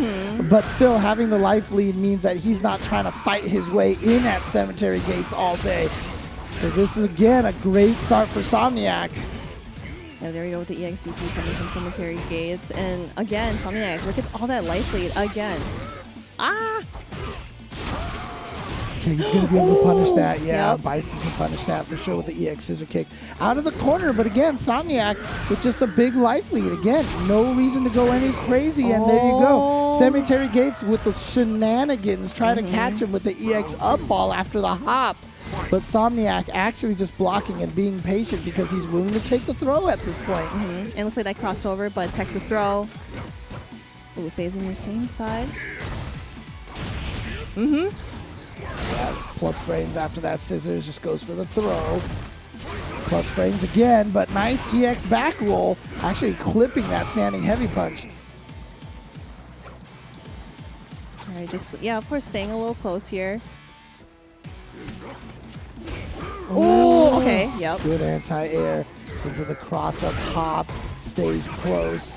And again, tries to go for that jump light punch, but I love that he stayed back. He guided it back and immediately jumped again. And now that's what he's gotten. Cemetery Gates, thanks to that little mix-up, has now managed to drain a bunch of Somniac's life. Yeah, just one more hit. That's definitely going to be stun. And definitely build up the meter that you can. Yep. All right. Again, that all came down to him doing the EX Beast roll, and then he held it back so that Somniac's jumping light punch missed, and Cemetery Gates actually jumped immediately again, and Somniac was still landing from his jump, so he could not anti-air it. Yeah, and look how Somniac is just so ready to punish those rainbow balls too, just like back jump in. But of course, knowing when to anti-air. Oh, again, but trades. Yeah. Cemetery Gates using that opportunity to charge. Wow, that actually got, but he blocked the ball too early. It actually just missed. I do like the attempt though, because I thought that would like absorb the ground pound, but it did not work out. Right. Trying to walk him to the corners is important for Somniac. Again, I talked about, you know, in the whiff punish matches from Goldie Next Door earlier, walk him to the corner just a little bit. That's what Somniac is doing here. He's walking Cemetery Gates to the corner. So I do like Somniac playing a little more slowly here and trying to walk Cemetery Gates back. But now he needs to get back in there again because he's down in life, and it's 40 seconds left on the clock. Still about half the round left. Yeah, and Somniac doesn't want Cemetery Gates to, you know, charge up the ground pound here. Oh, there we go. Back jump again. Not a lot of damage, but it's adding up. Whoa! Had a little bit of that info on the transition. Oh, the V shift. I kind of like that because you don't want to deal with any more shenanigans that Cemetery Gates has in his pocket. But we have V-Trigger on deck. We'll see what we have here. He's got the jump in and now the throw. He still needs to try to get this life lead, but look at this Somniac. Sudden burst of offense. Yep, scissor kicks out of nowhere. 7 seconds left on the clock. He's the call out on the jump with the EX head stomp, which yes can act like an anti-air for Bison. Obviously, it just doesn't hit right away. But if you predict the opponent's gonna jump, EX head stomp, excellent anti-air. And especially in that small bit where there's like 7 seconds on the clock, and that he had, or Cemetery Gates had like a pixel health. It's like, all right, you know, I have the life lead. I can just go a little wild here, and it works out just like that because, you know, like you're playing with his mind games. Yeah. And here we go. So Somniac now 2-1 lead. Definitely not an easy 2-1 lead. He has been working hard, but wow, what a slide. It's the first time we've seen him try to punish something from downtown like that. And Cemetery Gates back to his V reversal ways. Oh, air to air heavy kick. Oh, what a perfect answer coming from Somniac. Cemetery Gates just walks away from the grab, but nothing here. And we have this corner pressure now. This is what Somniac thrives on, is that corner pressure, but interesting that he backs off now, realizes he has a life lead, doesn't need to put himself at that much of a risk. That was definitely minus, and so he's going to take a good chunk of damage thanks to that throw. Yep, just take the throw. Just take the throw. But then again, you got to be mindful of your stun here. But Somniac, okay, we're getting a little out of the corner. Yeah, he's still in the corner trying to figure out the way out of there. Tried to anti-air, but again, the beautiful aims from Cemetery Gates. But I like, again, Somniac using that V-shift to get out of the pressure situation. try to punish after doing a flip there. Oh! Reach out and touch someone. Bison, that standing heavy punch is so good. And there it is. Somniac is going to be at match point now.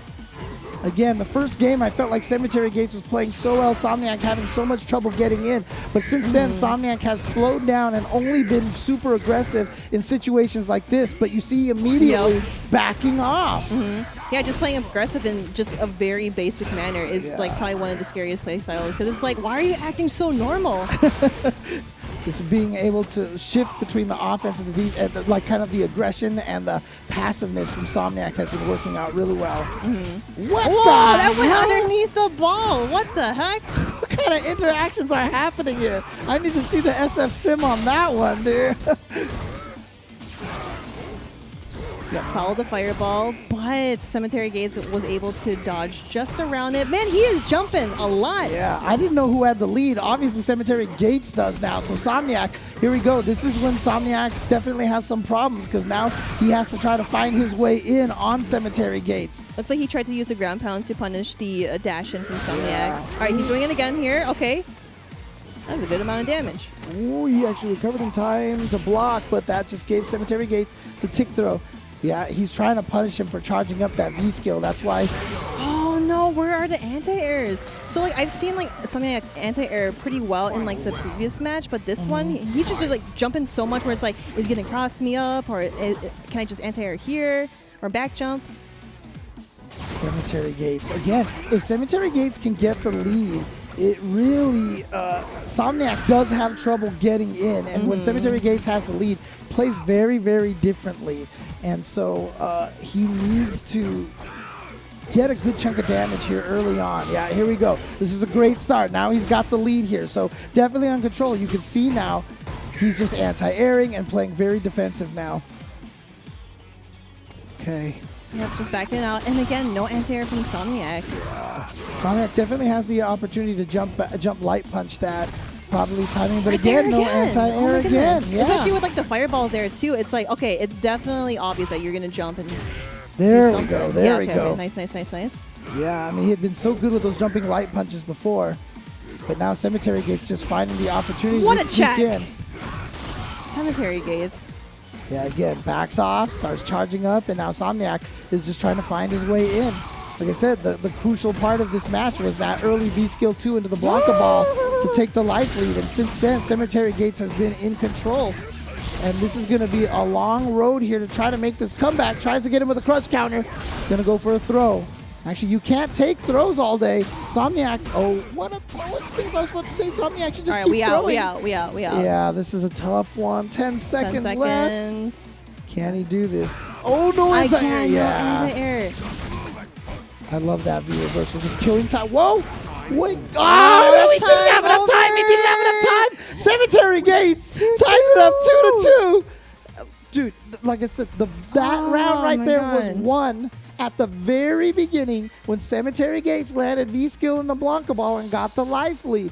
It's just all come down to that right now. It's the first 10 seconds, the first 15 seconds of the round are the most crucial period of these fights so far. Whoever gets the life lead really has such a distinct advantage. And so right now, Cemetery Gates definitely has a distinct advantage over Somniac.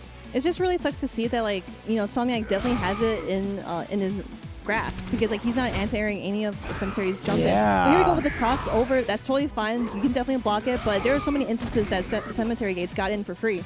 Yeah, one of the tricky things about that is because he's trying to get in on Cemetery Gates so much, his mental stack is so focused on trying to approach that he's not ready for the jump-ins right now. Oh, no! Okay, so Cemetery Gates still with the life lead. Oh, beautiful aims with that.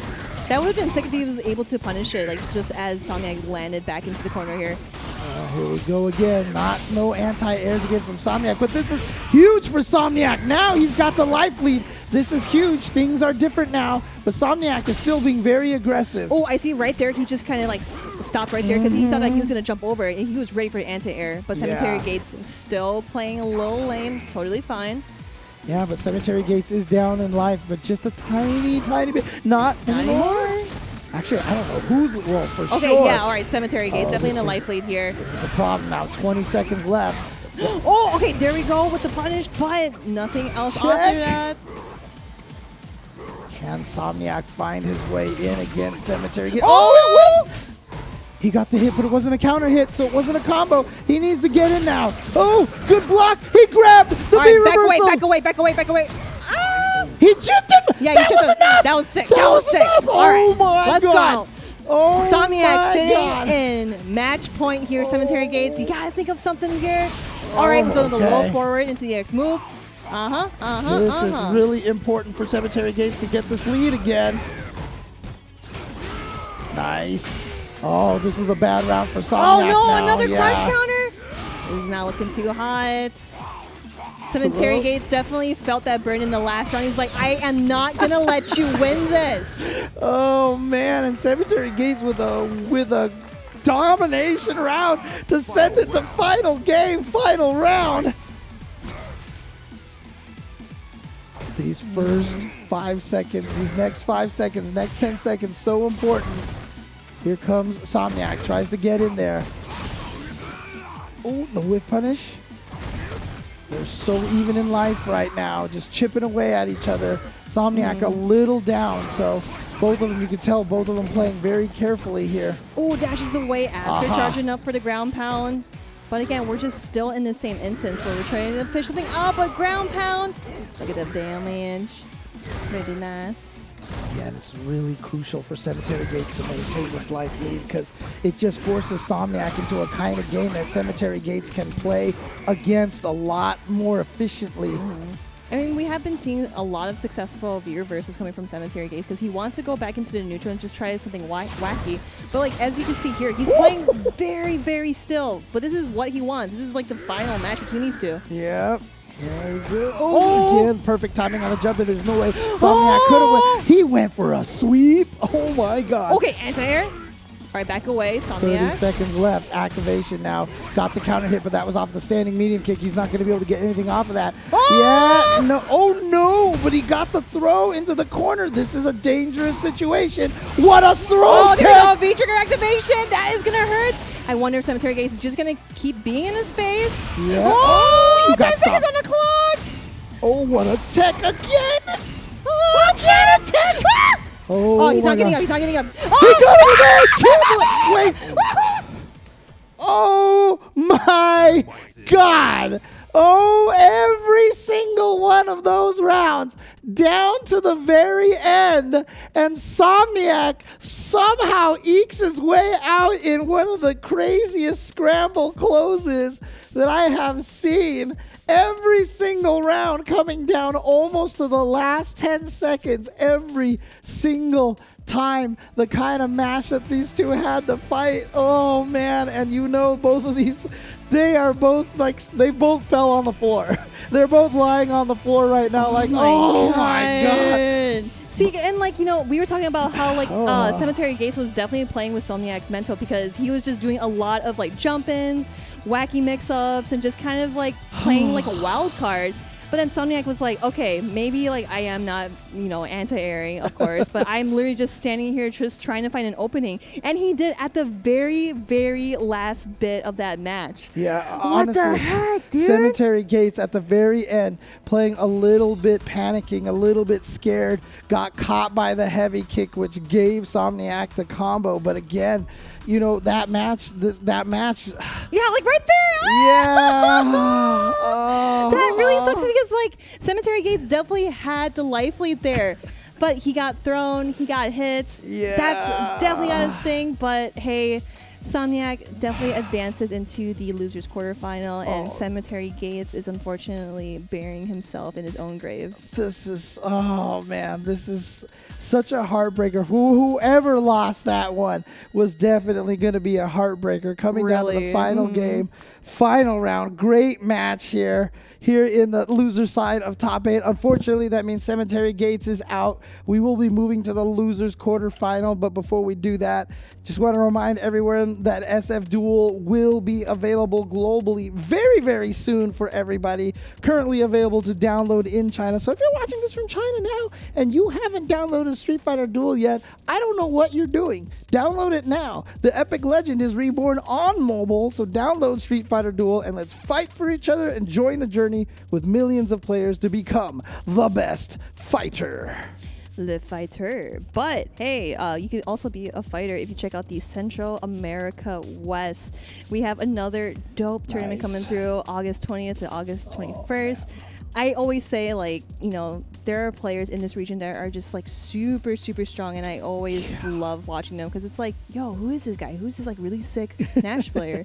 But hey, tune in to this and check it out at CapcomProTour.com. Yeah, a lot of strong players there. A lot of strong players all around the world. You can see the close matches that we're dealing with, but you can also see schedule coming up. Shout outs to the South Africa region. Very, very cool. Oh, really and then cool. 2 weekends after that, Brazil. Actually, no, 1 weekend after that. This is all 1 week apart. It always confuses me because they have the one date in the middle there. So August 20th, August 27th, September 3rd. 3 weekends in a row. Central America West, South Africa, and Brazil. Welcome to Brazil. Yeah, those dates in the middle there are, I think, the end of the registration. So make sure you register by August 22nd for South Africa, by August 29th for Brazil. But again, yeah, that's the first round of Australia. We're going to be moving to the second round of the losers bracket, but we'll be doing that on the other side of this break. Don't go anywhere. More nail-biting, down-to-the-wire Street Fighter V action coming after this.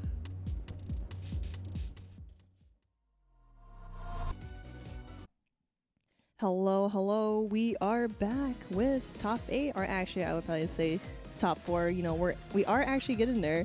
Man, James. Yes. We're almost there. We're almost there to there. the finish line. And I feel like we're actually not that tired from like yesterday because we were like, man, I'm just not used to it because I'm from Midwest and I'm so kind of in like the central time zone.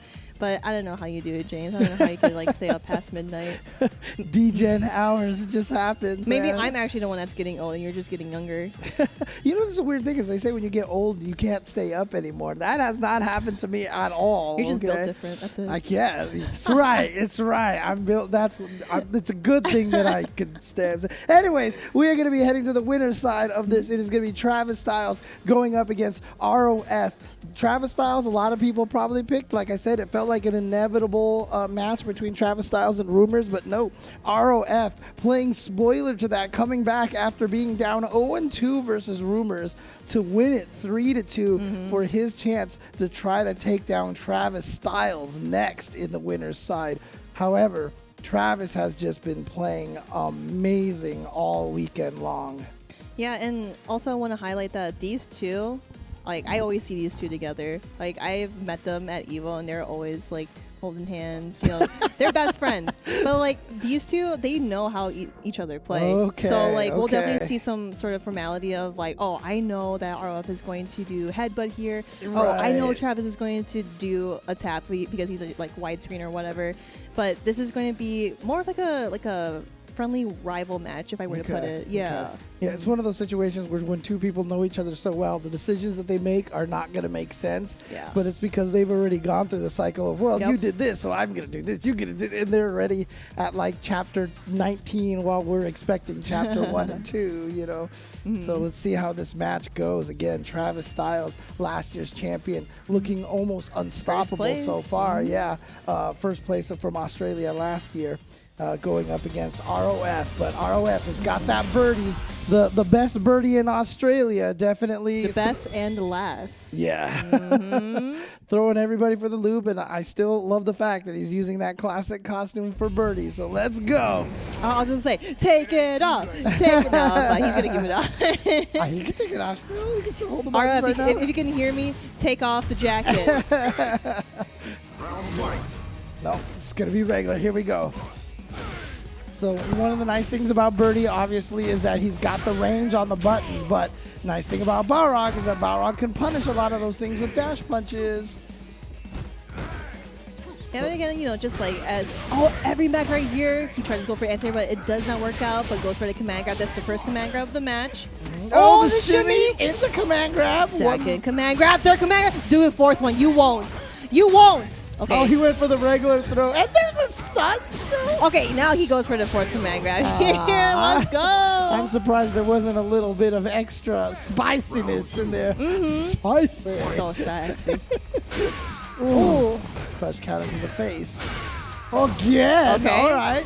This is now turned into a real slug match here. Oh no, tries to go for a grab, but ROF So grabs big. him. How many rounds have we seen Mena RD turn around with a nice back throw with Birdie? But Travis does make it out of there. Gonna block that in time. That's minus. Yep. Oh, but the armor come through this time. Yep, just putting him back in the same situation that Travis is in, but activates V trigger, gets him out of there. Tried to set up the mix up after the KKB punch. Ooh. Oh, that could have been a whip punish. Just wasn't quite ready for it. Oh God, they're just jabbing each other all day. Yeah. Oh! Okay. All right, One more both again, mix-up. mutual, Nice mutual block. help. Too Yup. far away for the punish, but again, the duff to the face. Just a standing heavy punch for Travis. He landed like 4 crush counter fierces that round. Oh, and then I see like ROF just jumped over the top there, but no. Nice auto kind of spacing trap auto whiff punches right there from Travis. Usually you see that from Birdie, but Travis doing it. Nice armor. Perfect timing. Okay, got the anti-air. Oh, yep, V reversal. Yep, just back to neutral and tries to go for the overhead too, but of course it's range, so he won't be able to punish it. Yeah, you can see ROF really wants to try to put Travis in the corner, but Travis doing a great job not giving him that space. Yeah. Plus frames on the EX dash punch. Checks with the standing light kick afterwards, the 3-framer. Standard follow-up. Yeah, just for the gap closure here. Oh man, it's just like, it goes really slow, but it's like, I'm just waiting for you to mess up. Man, these two are playing such focused neutral right now. We haven't seen any jumps. We haven't seen any crazy chains. We haven't seen anything wild from these two. They're playing such patient neutral, and I love the V reversal from ROF. Yeah, 20 seconds. Just try to buy this time, but he's got no resources. Actually, neither of them with any resources. Travis just getting an EX meter. Oh, here we go, party time. Yeah, and look at the defense. Like, he's not even taking any of the throw baits, but this is where ROF wants to be. He checks that. Like, especially with that much health, he's kind of like, no, I just don't need to do anything special. You know, and that's why I always say, like, that kind of playstyle is just so scary. I feel like playing extremely defensive is more scarier than playing offense. Oh, like yeah. I mean, it's just, I mean, from both sides, right? But it's like, how do I open you up? Yeah. I mean, for the person trying to get in, it's super frustrating. But at the same time, when you're the defensive character, when the other guy does get in, you're like, ah! It's like terrifying. But for sure, ROF was taking advantage of the clock over there. You can see what Travis wants to do. He wants to get the death. Oh, too early on the throw. Too early. Travis wants to hit fast and hit hard, and ROF wants to make this a slow one. Oh, blocks the overhead. Yep, ROF is so ready for that. Oh, it's a no, banana. No cans or bananas. Ooh! And now the corner position for ROF. Ooh, the back throw, the reset into the back throw, too far away. And that was a command throw, but Travis not getting much out of that. Yeah, you got to be careful when he's in that V trigger 1 activation. Remember, ROF going with V trigger 2, V skill 2 against Rumors, going with V trigger 1, V skill 1 this time against Travis. Travis as well, also going for V trigger 1. Yep. We've seen him mostly use the command throw V trigger 2, but he's gone with the V trigger 1 this time. Ooh, what a counter hit. This is really good for ROF, especially with like a bar. Well, like they're both sitting at mutual resources, but ROF using his first. Caught him with the low. And now again, that reset into the back throw for the corner position.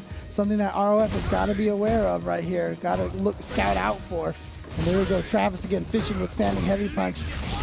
Minus. Oh no, that's V trigger 1. I'm sorry. If it was V trigger 2, it would have been minus. So my bad. It's V trigger 1. Oh, great anti-air. This is where Travis wants on the beat. There's the EX Dolphin Dive. Out of nowhere. Oh! He woke up with a jab that recovered in time. And Travis ties it up 1-1. See, I knew he was up to something silly. And how I say that, like, they're very familiar with each other. They know how to play against each other. And Travis just going for, like, the jab baits. Because he was in V-Trigger. He's like, I shouldn't do anything too risky. And it just works like that. It probably feels good. It's like, oh, yeah, I guessed right. I did the thing. Always feels good when you can read your opponents like that. Yeah. Okay. Oh, that's a punish on the sweep for sure. Again, Balrog with that dash punch, going to be able to whip punish things very easily. Again, I'm not even whip punish, that's just punish. Yeah, just punish. Nice anti-air. Yep, gets the knockdown off of that target combo, throw, and gets the shimmy, and that's what he tried to do last time. But for some reason, his crouching heavy punch didn't cancel into the screw upper. Got it this time. Travis Styles looking a lot more dominant all of a sudden.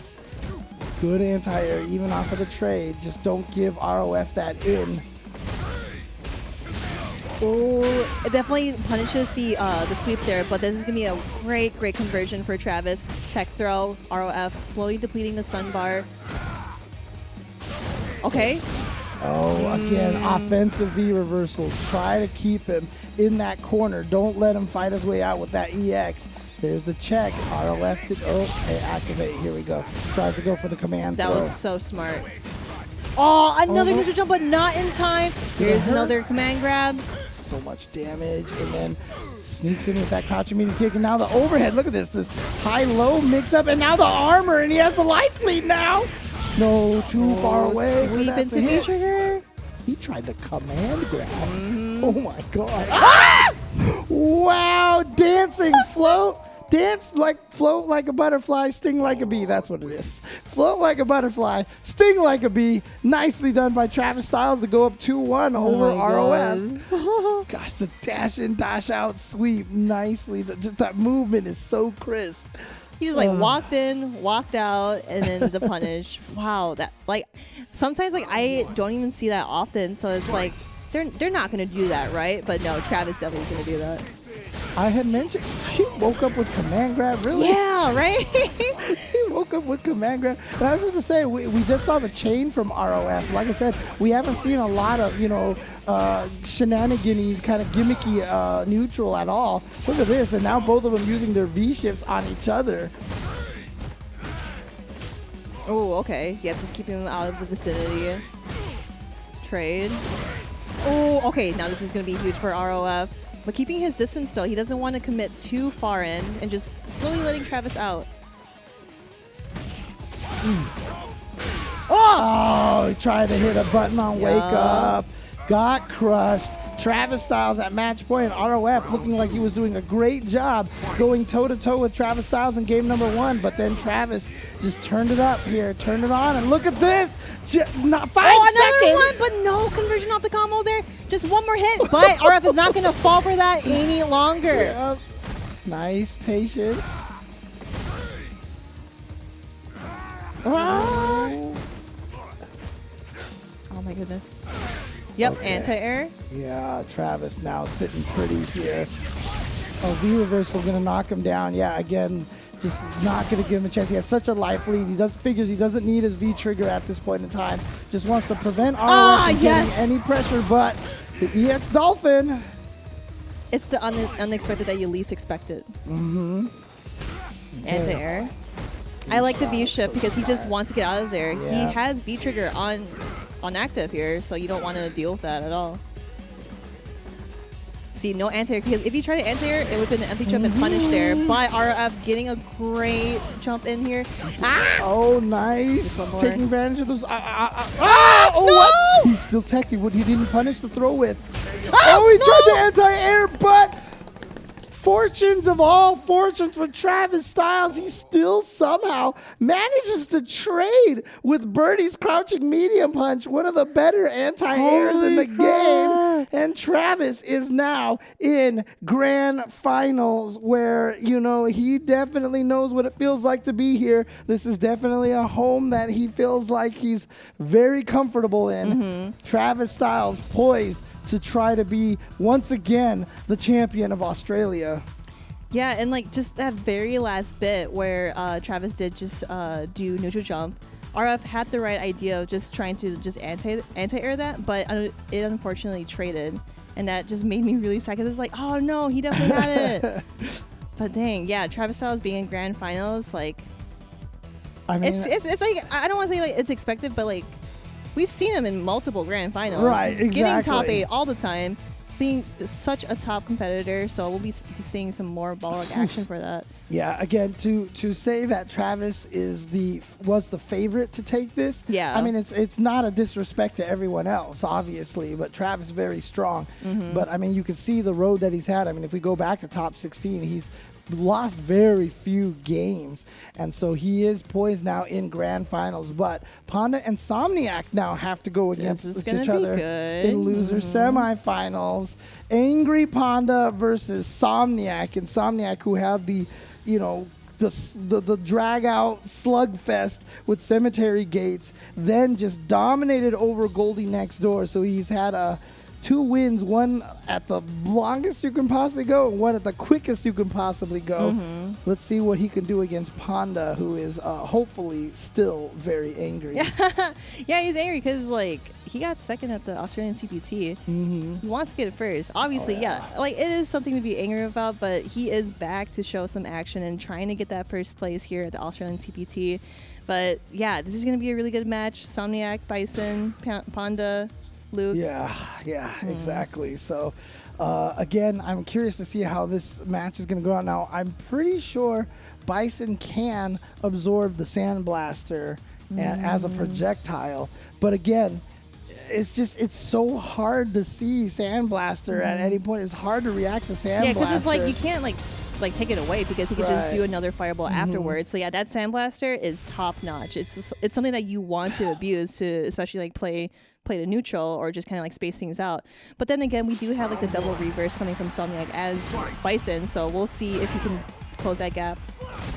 And actually, he's going with V skill 2. So if he does predict the Sandblaster, he may try to just teleport and hit him from the other side. Oh, yeah, that is right. Yeah. So he can try to go for that. And of course, it is plus on block too. But if Panda does not commit to it, then he can easily just punish it after it finishes teleporting. Yeah, there's a fireball. Get off of me. Jump. Oh, that was definitely an execution error right there. The Somniac back to his consistent anti-air ways. But Panda just busting out there. I like it. Yeah, just do it. Now again, having something like the Psycho Axe is such a powerful tool because he doesn't need EX meter. Nice. He doesn't need the EX meter like Rumors needed for the EX Zonk, right? So Somniac, if he wants to get in, he can definitely Psycho Axe his way in to get plus frames. But this back throw from Panda, very important. Yep, he's just working his way around. And Somniac, of course, goes for the counter hit. Nice, confirmed. Yeah, counter hit combos off of that crouching light punch. Somniac up 1 round. Again, super sick background. I love this background. Yeah, I love this stage too. You can actually see like the original, the intro of those guys like in Super Turbo. Right, yeah. I'm like, what? It's them. They're 3D modeled. Right. Dash is in there. Oh yeah, he tried to interrupt that. Yeah, got frame trapped and trying to bait maybe a DP out of Panda. See how he's gonna try to get in. That's that's a heavy one. Yeah, it's a heavy one. Yeah, -2. Panda didn't get a punish off of that from a jab. Oh, okay. That one, okay. Was that a punish? I didn't see which version of scissor kick that Somniac went for. Oh, no, he was punished there, but a beautiful V reversal again. We see this from Panda. He's so willing to use all of his V gauge for V shifts, V reversals, and just all the defensive options. He plays such a defensive Luke. No anti-air from But that Somniac. crossed up though, because he knew that was gonna cross up. Good block. Oh, that was a really good V reversal, especially Somniac using a bar. Now it's been wasted. So now he has to figure out how can he get through this. With 2 bars, actually. Okay, here we go. But no more V trigger. Yeah, that VP should finish it off right there. So Panda taking the next round, and like I said, doing it very defensively, using that V gauge almost exclusively for for reversals and for V shifts. I really like how he did the EX scissor kicks just to interrupt the fireball, just to get him in here. Okay, crossover, grab into the corner, tech throw. Good tech throw. Actually ended up being Somniac who was teching, but they were definitely fades out, crush. Here we go, big damage off of this. Let's press the buttons on his wake up here. Activation, caught him out of the backdash, so it was an airborne hit. That is so smart. I really like how Somniac was just kind of backing out because he knew that Panda doesn't have any bar resources, but he did activate V-Trigger. So it's like, he can't do anything. And plus, yeah, the life lead too. Yeah, he had such a huge life lead at that point in time, so nothing to be really that scared of. And so Somniac taking game number 1 over Panda. But again, how many of these matches has Panda lost the first game and gone into angry Panda mode and just come back and just dominate the opponents? So, you know, I feel like Panda's lost the first game against Shen Khan. I think he lost the first game against Rumors. He lost the first game against Freezer yesterday as well. So losing the first game is nothing outside of Panda's wheelhouse, and so you can't feel comfortable just taking a single game lead against him. Yeah, he's just building up that climax where he's like, man, am I truly angry? But this match will determine whether he will either go home or proceed to fight ROF in the loser side. And again, all of these players are in the money, but it's really that berth into the Capcom Cup that they're looking for. That is what they want. So it looks like we just got a quick stage select, but again, you know, need that time to just like think about what you want to do, some leg room. Take it like a breather. All right, plus frames again, and you see Somniac, you know, taking those plus frames with the light kick and just, you know, going with the normal option, but he's establishing that now, so he can get perhaps the throws in later. Back throw. It's okay, because he thought that it was gonna tech grab. Right, it was a defensive throw right there. Yeah, but maybe this may work in Panda's favor because he's trying to put him back into the corner. Here we go. You're in the corner now. How do you escape out of this? Yep, just one more hit, and that's going to be stun on Somniac. Tech throw. Couldn't get into the air with the EX? Wow, I thought that it would have had enough info frames to get away from that, but the standing medium kick actually hit him out of the air before he could get high enough.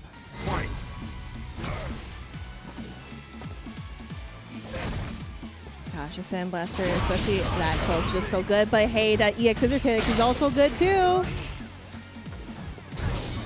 What a V shift! Oh, that was so nice. With that Luke animation too, it's just so cool looking.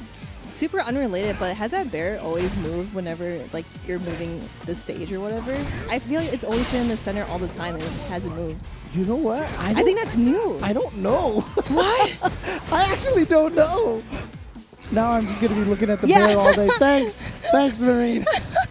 And now, yes, the bear is hopping up and down. The bear has landed, and it's walking to the left now. And the bear, oh wait, there's a match going on. Okay. Try to check the dash. Oh, yep, that's going to be a punish. Yeah, punish on that light scissor kick -4. Yeah, Somniac also having V-Trigger on deck here. He is going to activate it right here. No switching the sides. Yeah, staying on the same side because he wants this corner side more. Jump jab, but traded with Panda. He got it with a jump. He's going to be able to do so much damage thanks to that V-Trigger activation. Somniac trying to go up 2-0 over Panda. All right, again with the fireball just to follow it. Sandblaster, another one. Eat this!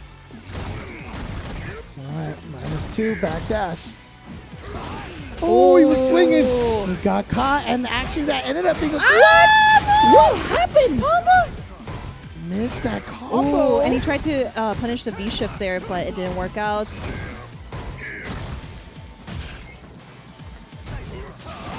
Yeah, again, with the V-shift that Panda always does, just to get back that neutral. Heavy scissor kick -2, just trying to get in, but Panda taking advantage of that, getting the back throw, and now Somniac trapped in the corner again. Oh, perfect spacing! That was really good. Even though he didn't fully finish the combo, totally fine. Dropped the combo again, a couple of crucial drops from Panda, and he goes the other side.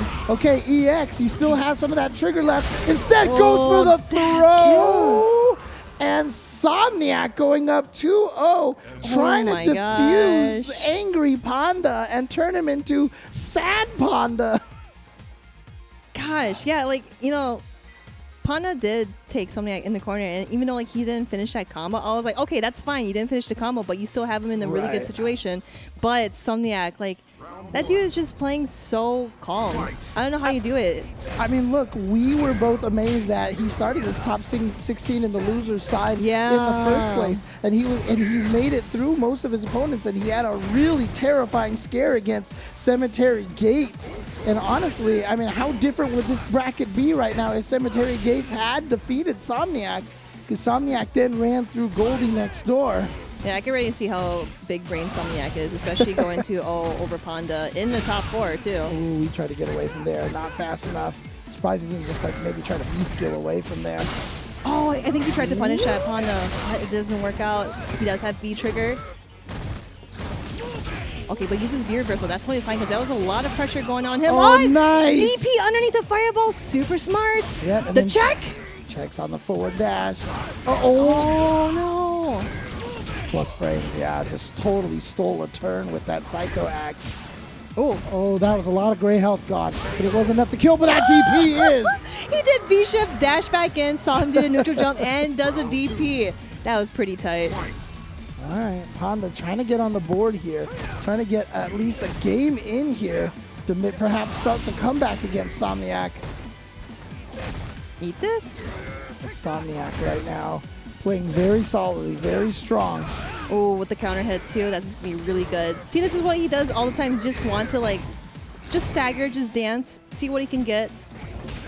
Yeah, we're like right here. Yeah. That's what I'm talking about. Just checking all day. Oh no, confirm.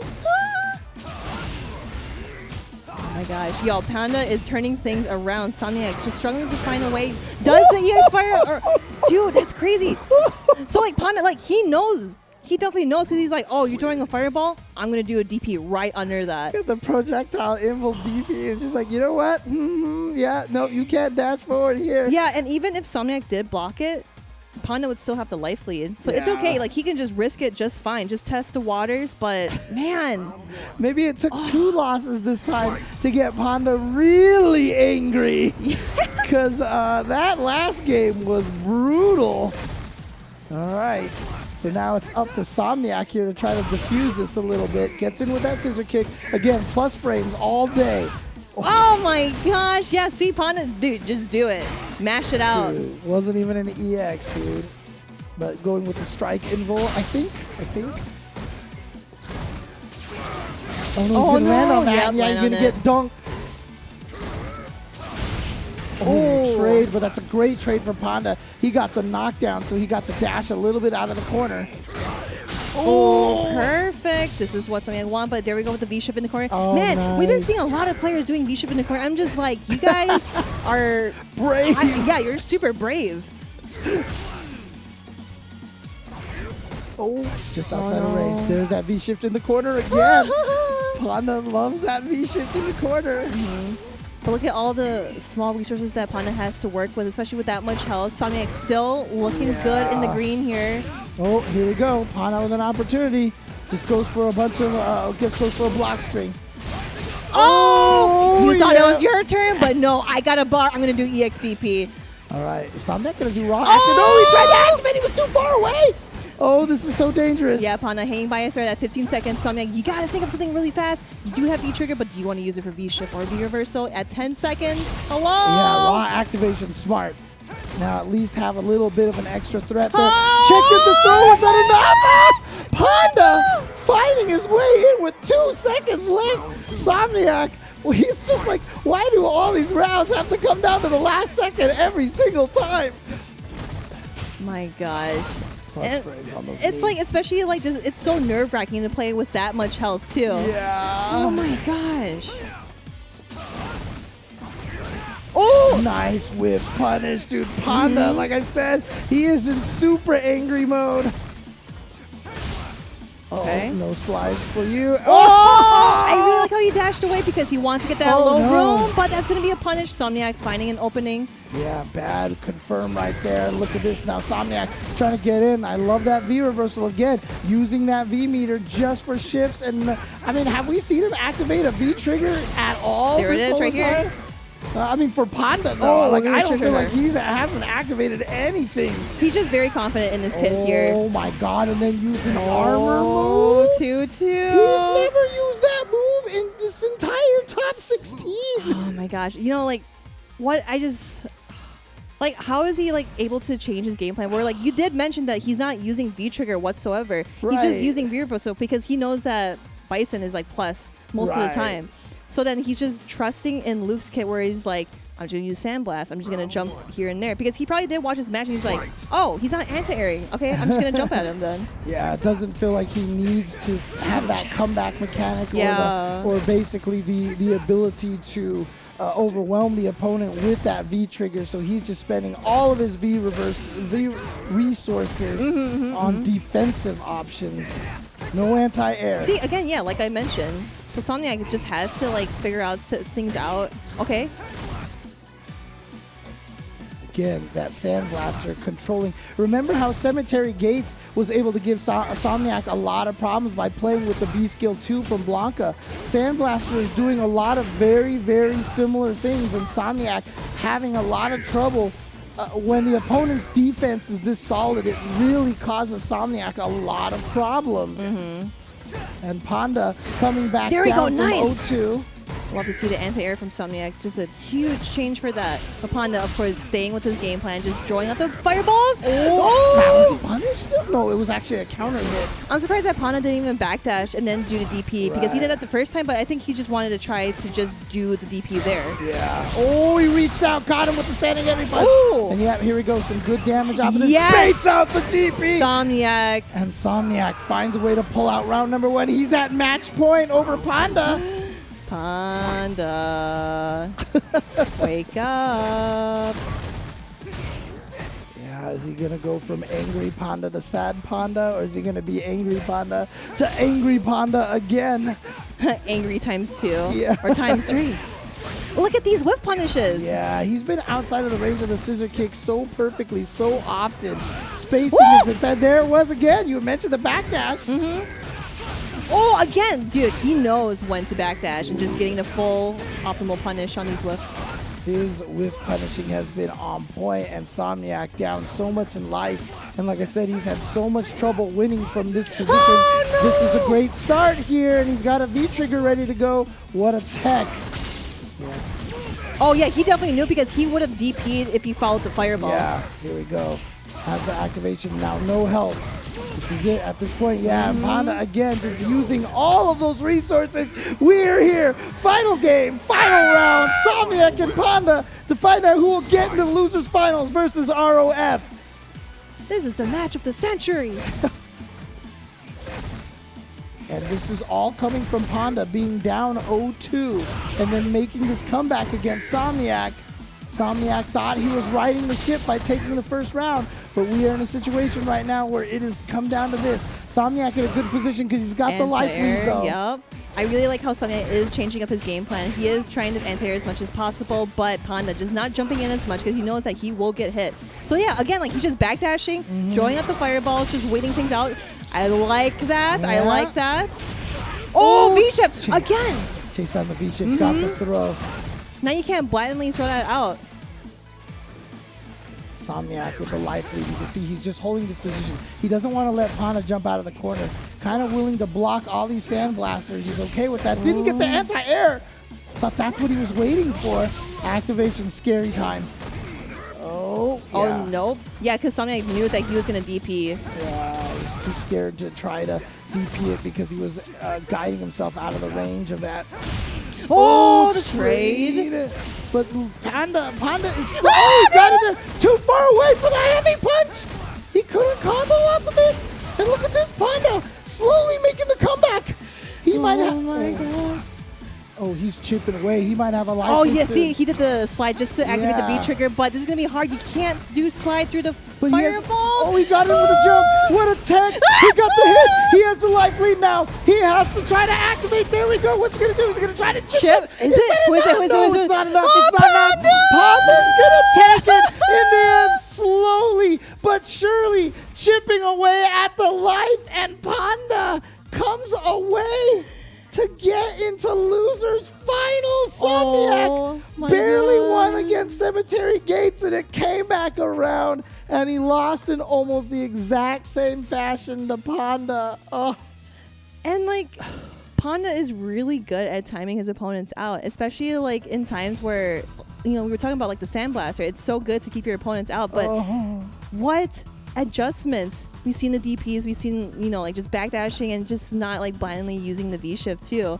Somniac, he tried his best to play very, very well, very hard, especially in like those, like in these certain situations. yeah, he was trying so hard just to hang on to that life lead, and the amount of damage that Panda was able to get from Sandblaster just chipping away at that life in that last round was ridiculous. It just shows how powerful and why that is literally probably the best projectile in the game right now. It really is. It's so fast, and it's like if you try to throw a fireball, I'm just gonna hit you first. Yeah, and again, see here we. Oh no, actually this wasn't the round here. This is the round that Panda just ran through Somniac and got it to the very end.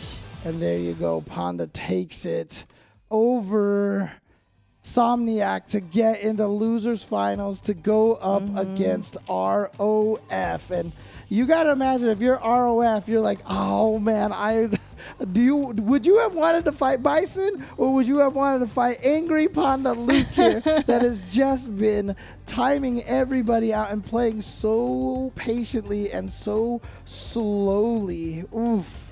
Yeah, seriously, that's gonna sting. But we did have a very unique top 4 here, where Somniac, Bison, Panda, Luke, ROF, Birdie, and Travis Balrog. So it's really nice to see a whole lot of diversity. But again, like everyone has a secondary Luke, right?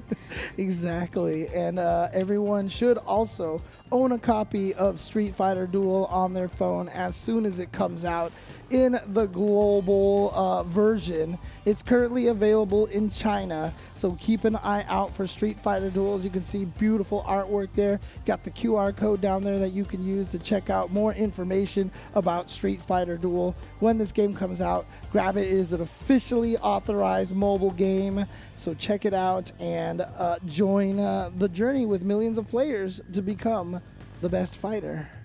But you could also be the best world warrior as well. If you check out these awesome locals, you could tune into the CapcomProTour.com. We have 26 regional tournaments here. And, I always say, like, we're literally commentating the Australian CPT. Check out Unga Down Under. So, yeah, there's a lot of great locals here. And it's just really nice to see because, again, like I've mentioned, we have a lot of these, like, secret killers in these locals. And they have been doing work. So definitely check it out. Yeah, absolutely. So many strong players from all around the world. These matches here from Australia have just been absolute nail biters. And I gotta say, man, Somniac being involved in 2 matches, going to the final game, final round, to the final second. Oh, I mean, honestly, great job to Somniac. Unfortunately, he's out of the tournament in 4th place. He does get a little money for that. But we are now down to our top 3. So one more break, and then we find out who is the Australia representative for the Capcom Pro Tour. Stay tuned. And it is down to 3. We have 3 competitors left here. It is Travis Styles waiting in grand finals to find out who he faces up against, and ROF and Panda in the losers side, in the losers finals. Panda, starting the top 16 in loser side, has defeated Freezer, a Wild Llama, Shen Khan, Rumors, and then Somniac, and has worked his way all the way from the losers bracket to the top 3. Yeah, he has had a killer run through losers and is trying to take it out into grand finals, but he has to fight against ROF first. So, man, yeah, like those matches have been super crazy because like we were just watching the match between Panda and Somniac, and it was just so close. Like as you said, nail biting matches. You know, Yeah. Somniac with Cemetery Gates, and then Goldie, and then Panda with Somniac. Man, it was just been like my brain is farting so bad where I'm just like, that really happened. Holy crap. Oh, man. But it's now down to this. So ROF can't, I mean, he surprised everybody. He had the 0-2 comeback against Rumors, right? So Panda had a couple of 0-2 reverse OCVs, and now ROF, who had one against Rumors earlier. And now we have ROF and Panda running head first into each other. Who's going to be able to take this one? Is it going to be ROF or angry Panda? I mean, look, ever since yesterday, where his quote, he's like, "I'm angry," you know? And yeah, he didn't even have a quote. He just wanted to say that he's angry, and it shows in his gameplay. and the angry has been working just fine for him. Let's see if this anger can carry him all the way back into grand finals and a rematch against Travis Styles again. Yes. Yeah, because again, let's mention here that Travis did get first place in the previous Australian CPT, and then Panda got second. Yeah, exactly. So he doesn't want that to happen again. He definitely wants to take the whole thing here, but let's not forget about ROF. ROF saying that he is the best and last birdie in his scene. So he can take it, Panda can take it, but Travis is patiently waiting to see who will face next. Yeah, and I mean, ooh, interesting. Goes for the pig costume. Oh, that one's ugly. I hate it. That's scary. Makes me think of something out of like one of those Batman Arkham Asylum games. But anyways, Yeah. here we go. Panda, ROF. How does ROF deal with Sandblaster? So far, Panda's use of Sandblaster has been basically the key factor in all of these matches, and there's a start right there. Oh, the bubble's going to prevent you from jumping away. That Yep. was really, really tricky, but it's better to get hit by the bubble than to get the full grab there. Oh, That's a gonna be punish. punish. Yeah. Oh, yeah, that's going to be a punish, but ROF activating V-trigger. Not a huge punish, though. I mean, that was just light into special right there. ROF definitely could have got a lot more than that. Okay. Oh, yeah, nice confirm from Panda. All right, so Panda here starting off pretty strong. Like I said, he's lost the first game in just about every set we've seen him play. Can Panda actually win the first game? And if he does that diffuse the anger a little bit? I mean, is that part of the formula for him, though? Is he supposed to lose the first game? Oh, multiple hits just flowing through that armor. Oh, gosh, that range on that. It's like, I don't want you to throw any more sandblasters, but he's going to keep doing it. He can't stop me. I'm going to call him Sandblasters. I'm going to call him Panda Blasters at this point in time. Because the way that he's been using those Sandblasters has been ridiculous. We've got, no, not fast enough for the whiff punish. Yeah, it's going to be minus. Okay, yep, there's a single confirm. He's going to spend the whole thing. No, going to keep the second half so he has more for another. He doesn't even need the rest of that V trigger. Taking round number 2. And like I said, if he wins this next round and goes up 1-0, that might just be playing right into Panda's hands. Ooh, yeah, that sucks. Yeah, it was just a little far too. Unfortunate, but ROF just back into the neutral. Panda, of course, just drawing out those sandblasters. Yeah, so many characters can't whip punish that at that range, but because Luke has those forward moving lights like that, he can definitely whip punish. And like ROF, he can't throw his chain out like that. But here it is, a solution. What a reaction to get that armor through the sandblaster. Oh, I wonder if he tried to check in the dash there, but Panda spaces out perfectly. Oh. Yep, that is going to be a punish. Ow. Oof, no punish on that. Oh, gosh. Yeah, see, and then you're just kind of playing keep away, and RF is getting those free walk-ins here. Yeah, there's that sand, and then just meets him moving forward afterwards. Oh!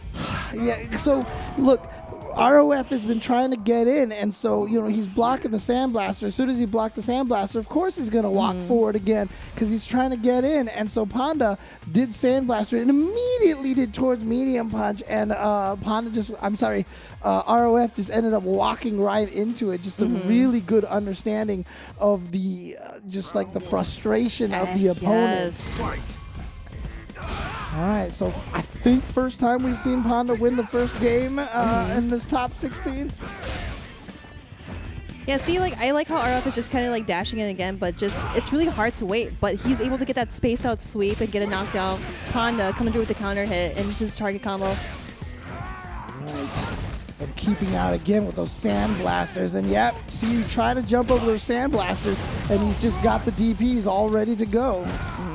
And also a little spaced out as a V-trigger activation on the first hit. Ooh, all right, okay. Oh, it gets hit by the overhead. But of course, Panda is just waiting to throw out those Sand Blasters. Oh, good jump, good jump. But wasn't in time to punish. He's still down in life. Needs to find a way to get in.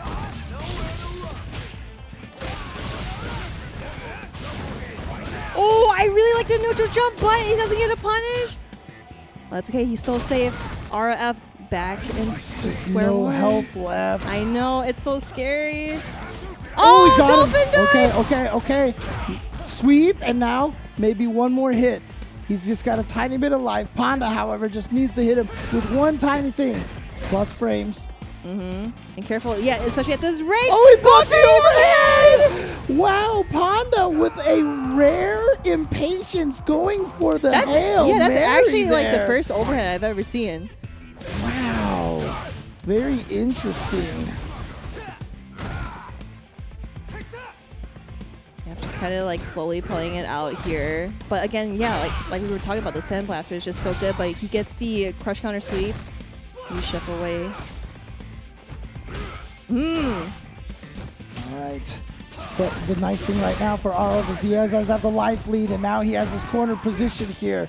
So Panda's got to find a way, but Panda has managed some of these comebacks. You see the V shift right there, so no V trigger activation for Panda anytime soon.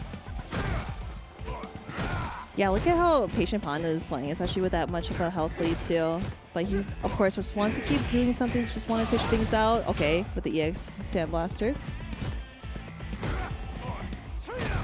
Yeah, time is slowly ticking away here. Oh, Oh, what? Command throw. I am not entirely sure if he wants that, but punishes the V-shift. Yeah, and now gets a hit close to stun.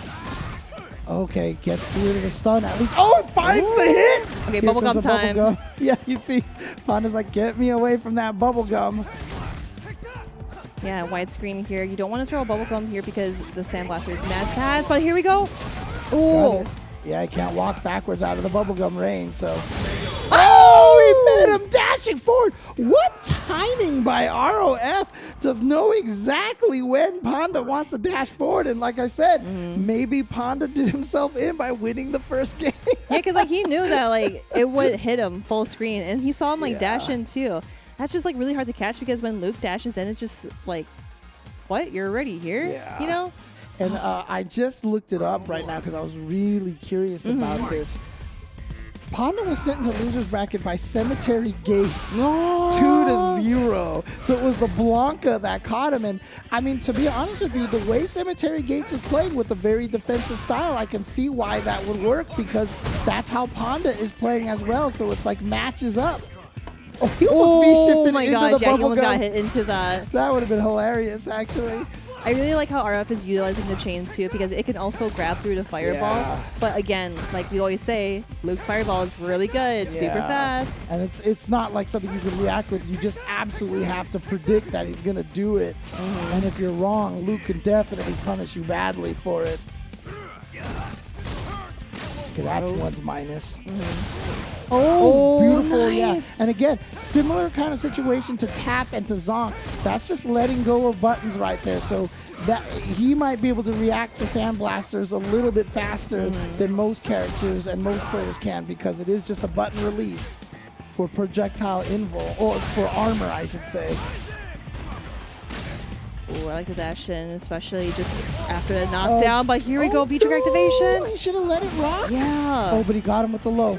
And now we gotta watch out because he's got one more of those V-triggers, but he got the hit. Activation time. No drop combo. Oh no! And that was, I mean, look, I respect what Panda trying Yeah. to do. I can't believe ROF didn't touch a button there. He was just so ready. Like, you know, in that scramble, it's like you're just going to push out everything that you can out of your brain, just see if something lands. But ROF prepared as always. Yeah, see, I like how ROF is just like slowly walking in, like in the range where he is able to like punish that. Yeah, like right there. Oh, he has found so many of those timings for that EX headbutt right there. Remember when Panda was beating Rumors? It was because he was catching him a lot. I'm sorry, when Rumors was beating Panda, he caught him a lot with the EX Zonk Knuckle walking forward. Yep. That's what ROF is doing now with the EX headbutt. He's catching Panda at those times that Panda wants to move forward. All right, so we got V-trigger 2 on deck for ROF, the target combo. Oh, yep, here we go. Armor activation, he can't combo off of that, but now he just needs one more hit. He can also just play tag right here too, just let him do his thing. But the range on that crouching medium kick. The footsies. ROF going up 2-1. Like, I know I keep joking about it, but man, does it sure seem like that, you know, Panda, I mean, maybe the strategy against Panda is to let him win game number 1 and that diffuses angry Panda a little bit. Yeah. He definitely has to like just chill and see like what he can think here next, because I know for a fact that he does not want to go home in 3rd place. Oh yeah, he wants that run back against Travis so much. Travis, who beat him twice, and obviously this year now he's got the Luke instead of the Akuma. So he definitely wants to see if he wants a chance to fight against Travis in the Capcom Pro Tour to see if this character change will work out for him. But ROF right now really trying his best to play spoiler to that. You get the combos, he's going to do the follow-up Look at here. that damage. Oh, he's trying to reset him or just trying to like backdash to get out of that situation. That is going to be a punish, but it's okay. Activates into V-trigger. So here we go, big damage now for Panda.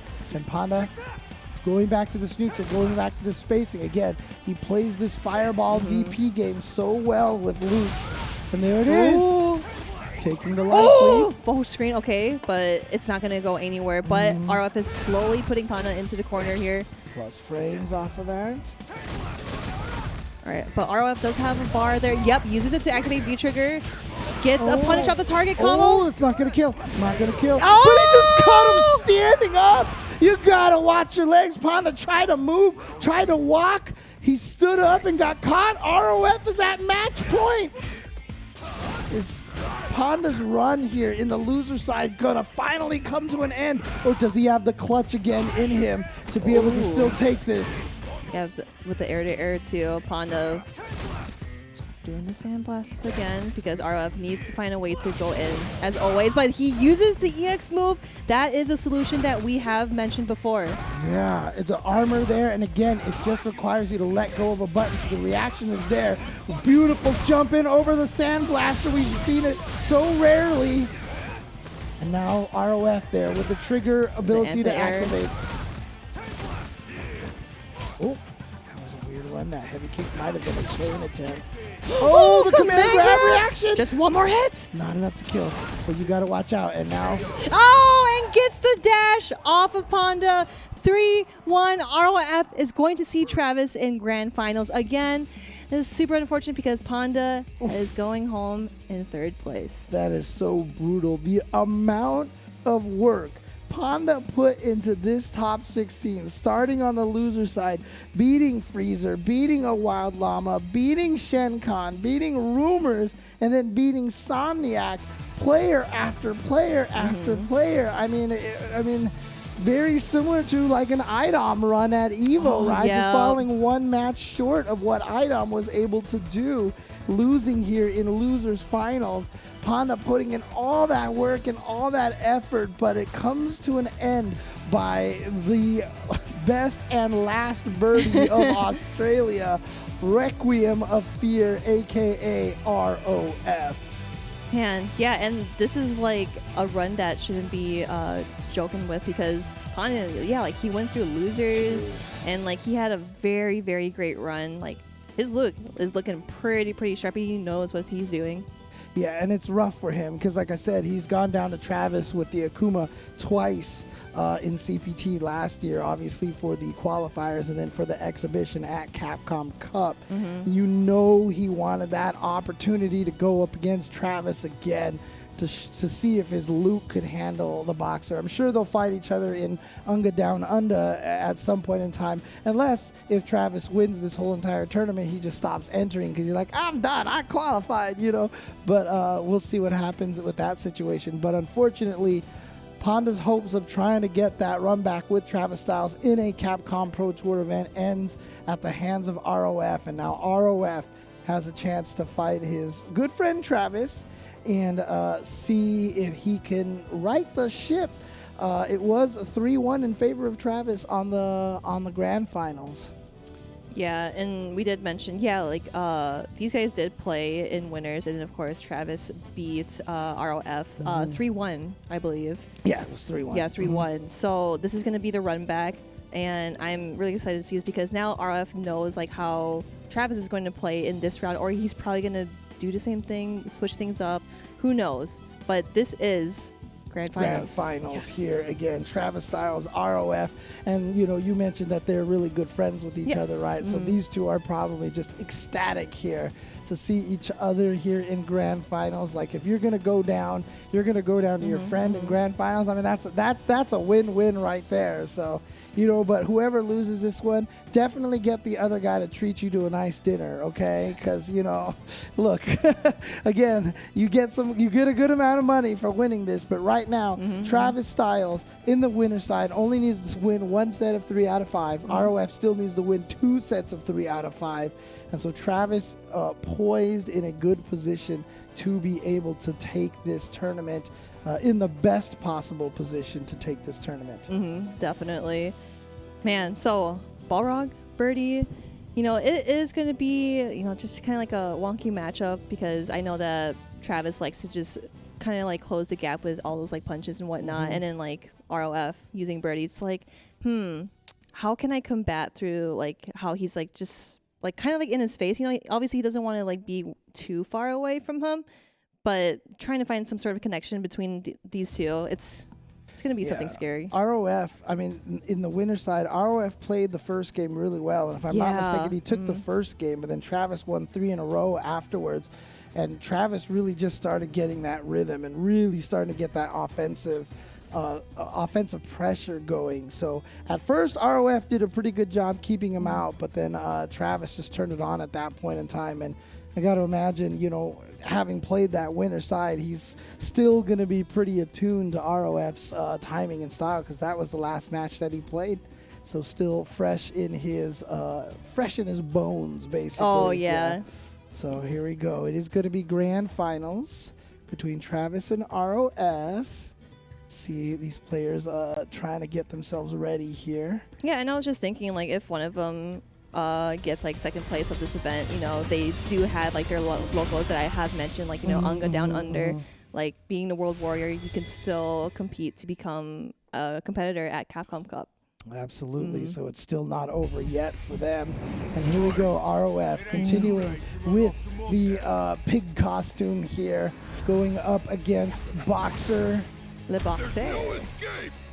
As we mentioned, Travis just looking so strong in this tournament right now. Oh yeah, that's gonna be a punish.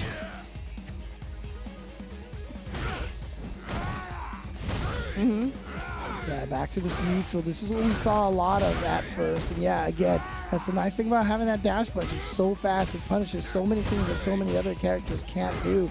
But that's been Boxer for pretty much its entire existence. Yeah, RF just has to think of something really quick here because he does not want to be in this corner, but stops the EX headbutt. Command grab! Huge responsive command grabs in so many situations to steal turns, basically. I wonder if it's just like pure luck or just reads here. Oh, that's definitely reads for him.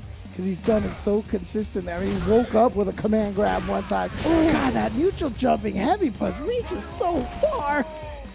Oh. Travis Styles starting off exactly where he left.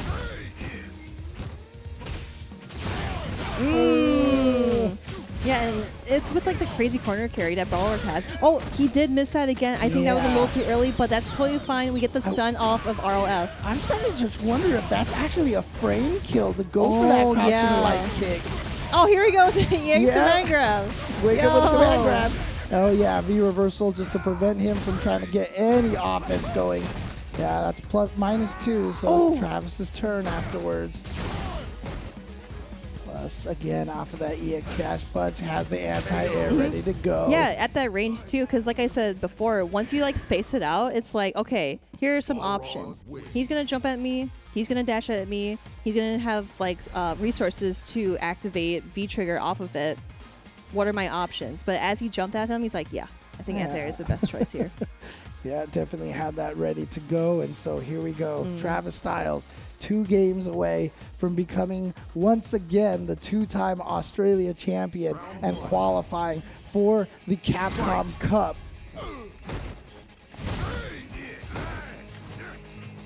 Travis Styles, gotta feel confident right now. Oh yeah, they're just pressing buttons like, hey, are my buttons working? They definitely are working for Travis here. Feel like he just got the command, just lock up command grab again. Nothing to activate, but too far away for Travis to be able to punish. But I feel like Travis can definitely see the light at the end of the tunnel right now. Ooh, meet me in the skies. Oh, and no check on the dash coming from Travis. ROF just being in that favorite spot all the time. It's tough. Okay, here we go. Yep. Armor activation. Can't get a combo off of that activation, however, but definitely have access to this great utility. -2, and he still goes for the command grab. But Travis Styles says, gotta watch your legs. Oh, that was nice. Oh, hits it on the way back. That's so interesting. Nice. That was fortunate for him. But then the throw by Travis now. 3 rounds away for Travis Styles. ROF trying to play spoiler right now. Oh my God, just a crush, but Travis not juggling off of that. No combo after that. Oh, ready for the V reversal. That's very smart. Of course, back into the neutral. Oh! Ooh, yeah, no forward dashes for you. I'm going to check it with my own forward dash. Saw you didn't quick rise, pushed you towards the corner a little bit more. Oh, yeah, that actually looked a little wonky, not gonna lie. Oh, and there's the command grab! Oh! Dude, Travis is just trying to, he is toying with his opponent. He is just having fun. He definitely is playing with so much confidence. I think he's just like ready. Yeah. He's just like, you know what? Give me the medal right now. Give me the money right now. It's like, do I really have to go through this? I know I'm already the winner, but ROF, he still needs to figure some things out though, because it's just really hard. Because in that neutral, like Travis just like pushing him in the same corner over and over again. Yeah. It's like, do I want to like, I don't know, like V reversal or like save my meter to activate V trigger? It's really tough because it's like, what do I do? Yeah, it's definitely hard to figure out what to do right now. I mean, he did make the comeback against Rumors. Remember, he went down 0-2. That is true, yes. And he was able to make the comeback. So let's see if he can do that here. He's got this last chance. This is it right now. He's got the longest road ahead of him right now. He has to win 3 games just to reset the bracket and then try to win another set. Travis, however, 1 game away from becoming back-to-back your Australian champion for CPT. And you know what? He's probably so excited because obviously last year, due to the lockdown, due to COVID, we didn't get the Capcom Cup. He just played the exhibition against Panda. But, you know, hopefully this year, you know, if he can make this qualification, he will be able to play against the best in the world. Yeah, and again, you know, like I have already mentioned it before, like if ROF happens to go under, he can definitely attend that local to see if he's able to compete through that as well. But hey, let's not let him down just yet. He still has a chance. This is 2-0 in grand finals. Obviously, side switch here. ROF now on the right side. He is still using V skill 2, but he is now using V trigger 1. So we did go for a V trigger change now. Oh, perfect distance. Yep, stop the There's that. anti-air. That's the whiff punish, anti-air whiff punish that I know we've seen some people talk about. ROF definitely turning the tables. Okay. Looking pretty nice. Let's go ROF. He's like, don't talk about Travis as a champion just yet. I'm still here. Oh, I'm sorry, ROF.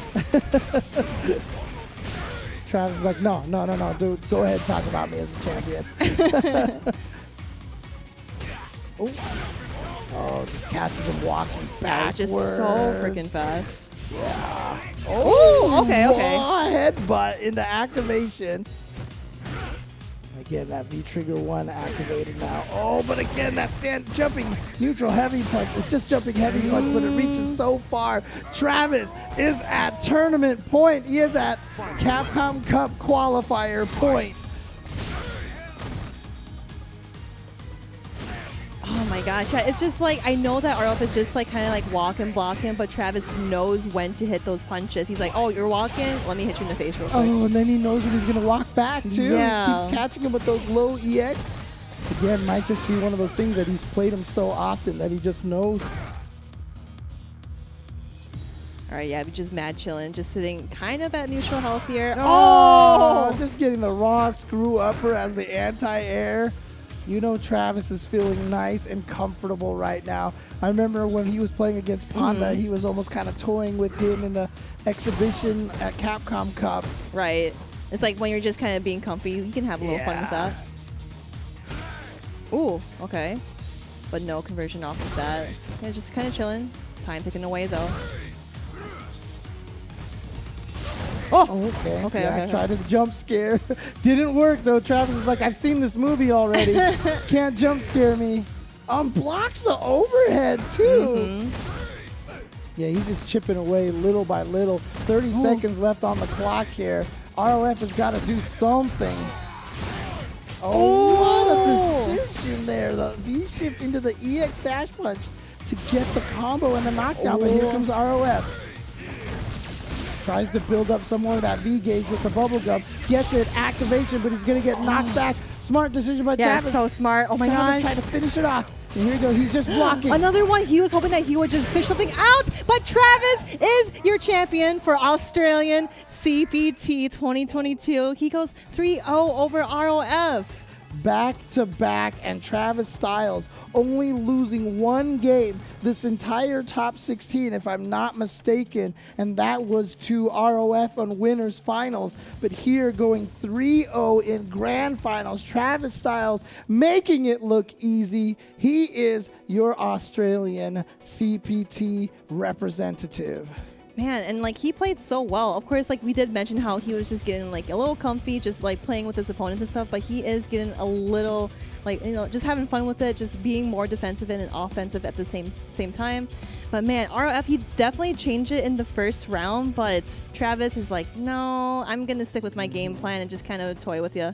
And there it is. You see here on the top right of your screen right there, or middle right, I guess I should say, Travis Styles 3-0 over ROF. He is once again your CPT representative from Australia and should be able to fight against the best in the world at Capcom Cup for this supposedly final year of Street Fighter V. Oh, don't say that, James. that just makes me so sad because I love Street Fighter V. Like the gameplay, the hypeness, it's just all there. But we are moving into a new era of Street Fighter 6. Yeah, absolutely. And you were also moving into a new era of Street Fighter Duel, by the way. Obviously, this mobile game coming out very soon, global version coming out soon, currently available in China.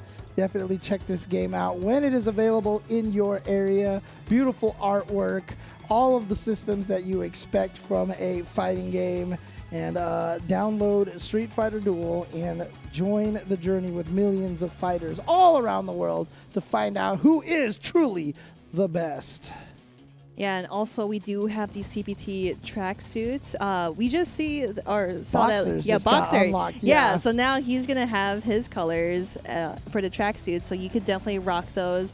I always love these tracksuits. Like, I want to wear what Luke is wearing. Yeah, It looks no. really nice. It looked very comfortable. Very, very comfy. But yeah, check it out. It will be unlocked on the following Tuesday. So definitely keep an eye out on that so you can also rock those colors of the tracksuits. Yep. And again, if you guys just tuned in, where were you this whole time? But obviously, Travis Styles has taken it. He is now the CPT Australia representative. We are going to take a quick break, and when we come back, I think we're going to try to talk to Travis Styles. We'll see if we can get that set up. If not, we'll just preview a lot of what's to come soon for the CPT. So don't go anywhere. We will wrap things up after this break. Welcome back to the Australian CPT 2022. I am here with James Chen and myself, Maureen. We just got done wrapping up top 8, and it has been explosive as ever compared to top 16.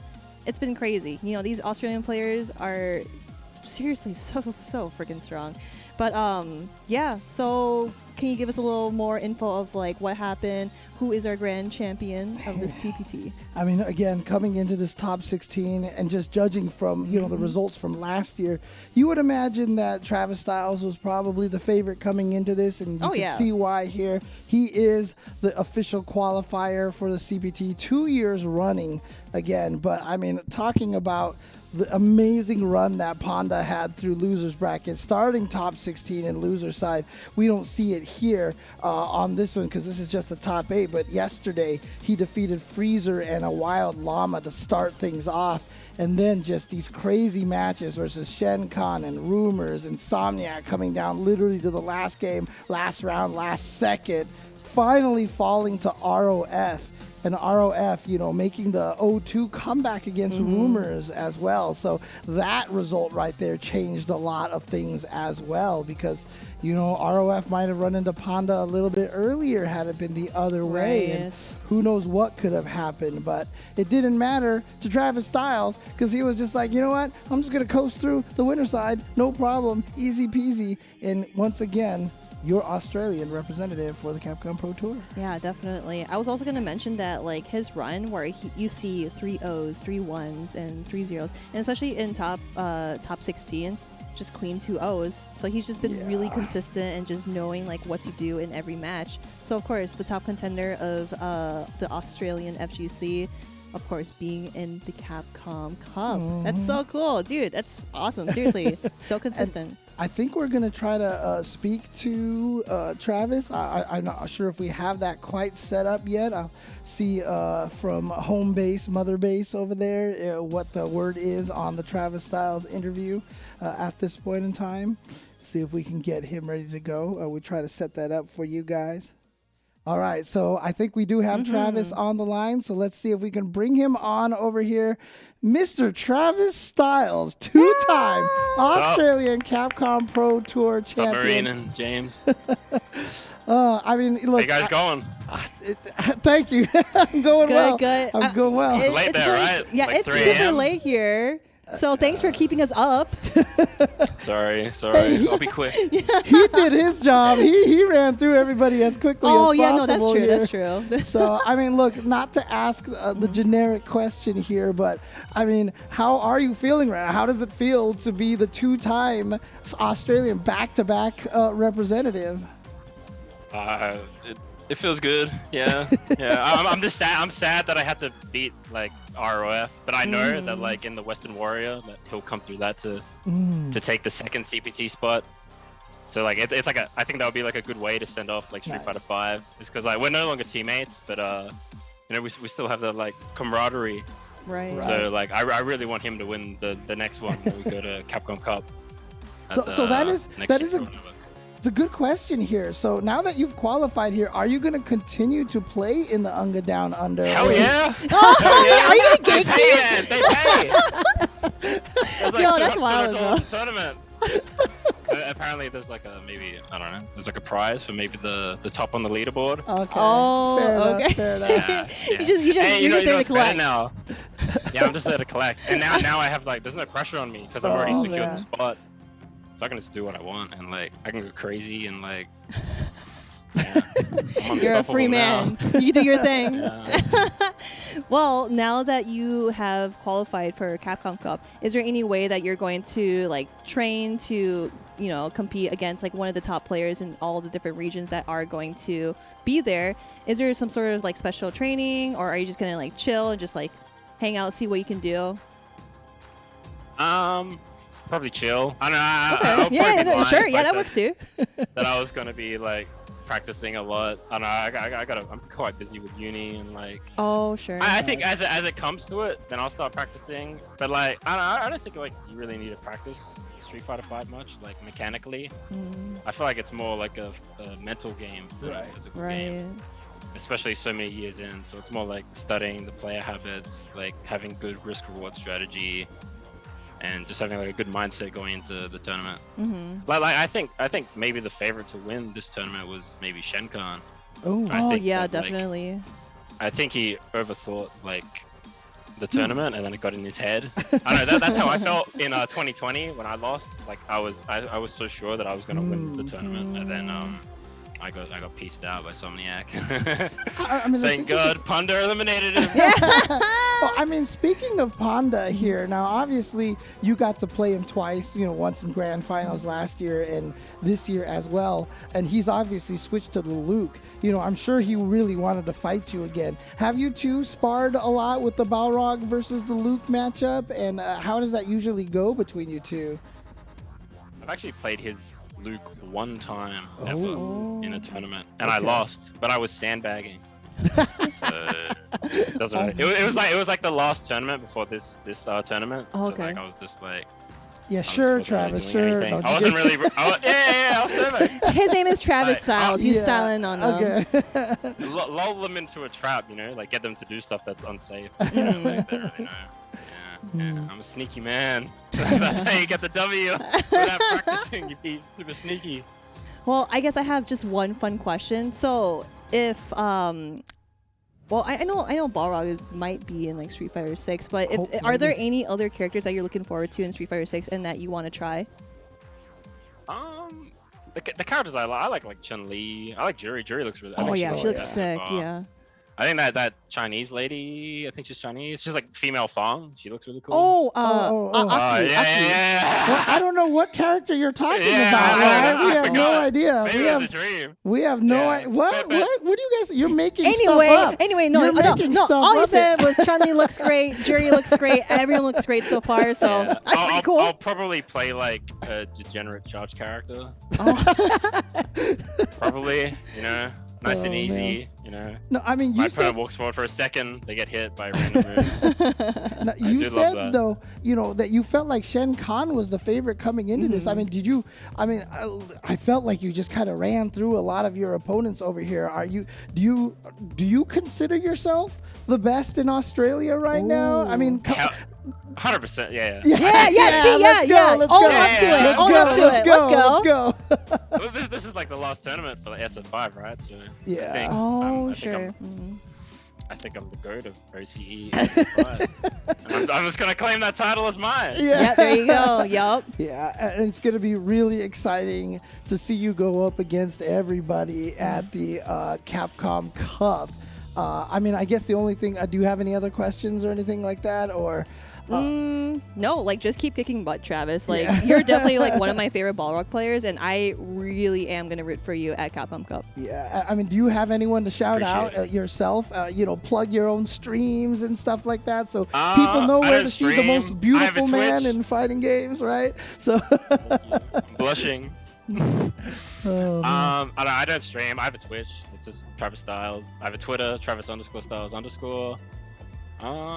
What else? I'm unsponsored actually, and I think this is a good opportunity. Yeah, shout out, I'm shout a free out. agent. And yeah. if anyone wants to sponsor me, I'm the CPT champion. Hey! Going to Capcom Cup. Oh, Yeah. 2 years running Nudge, now. nudge. Yeah, 2 years in a row. Yeah, get me man. for Street Fighter 6, please. Yeah. Oh yeah, that's gonna be fun. Yeah, Oh. that's all. Awesome. And Awesome. shout out to Anga running World Warrior, Shenkan doing Oh that. yeah, of course, of course. So Yeah, Couch Warriors running a league for Street Fighter 5 as well. yeah, so I mean, honestly, congratulations! Really, really awesome performance. I mean, super dominating. Obviously, you're looking so strong here in the Australian region, and I'm sure everybody in Australia is going to be rooting so hard for you at the Capcom Cup to do some damage and just upset as many players as you possibly can. So. It's gonna be really good. I can't wait for that. So congratulations again. You guys want to go to sleep now? Yeah, just about. Hit Yeah, the- okay, hit the thank dusty you. old trail. We got permission from Travis, so good night here. No, I was kidding. Yeah. Farewell. Awesome. Alright, Well, thanks for the interview, guys. yeah, no problem, and congratulations again. Woo, congratulations. Thanks so much. Peace out. Thanks, everyone. Bye. All right, so there it is, Travis, and like I said, gonna look forward to see him doing his match damage at Capcom Yeah, Cup. I actually can't wait because like just after that interview, he's just like super confident and he knows that he's the best in Australia. So let's see if he'll be the best In the out world. in the world. Yeah, Exactly. dude, it's gonna be so awesome because I'm super excited for Capcom Cup because we have a lot of really really good players coming through here, and yeah, it's like who knows who you're gonna go against, really. We haven't had an official Capcom Cup since 2019. I It's been know. so long, and so I'm so excited for this. And again, you know, Travis qualified last year. He should have been busting heads, you know, at Capcom Cup this year or earlier this year as well. And now hopefully he will get his opportunity at Capcom Cup coming this year. And I'm so excited to see him and how well he'll perform there. So.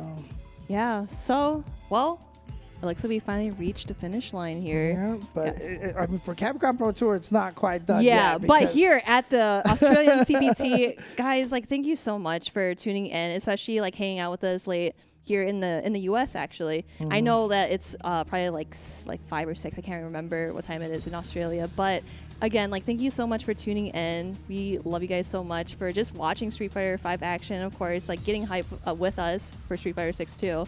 But yeah, again, hope you guys are out there safe, well hydrated, and just still being you and kicking butt in Street Fighter. Yeah, and of course, next week will be Central America, for CPT, Central America West. So, going to be a lot of strong players here as well. Always a lot of strong players from the Central America and just from South America as well. So, shout outs to all the players from this region.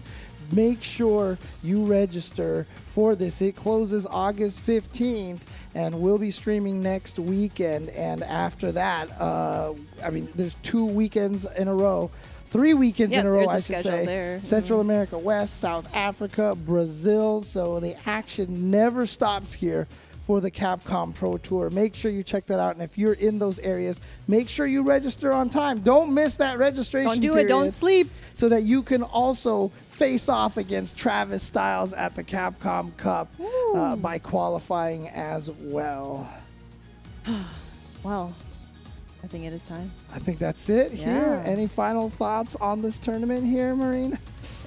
No, it was super fun. Like, of course, me being like kind of still like a new-ish commentator, like especially at this time, it definitely has put me to the test. But you've always been awake like before or no after midnight. DGen hours, baby. Let's go. I'm like half DGen, but then I'm just like, do I want to be DGen today? Not really. It's still pretty late. I'm still pretty tired. I'm not gonna lie. but hey, you got some Red Bull though. Yeah, exactly. And I'm sure all you guys at home, you know, watching this, if it is late night for you guys are tired as well. We're not going to keep you here any longer. Thank you guys for watching this CPT Australia event, and we'll catch you next week for Central America West. Peace out. Bye.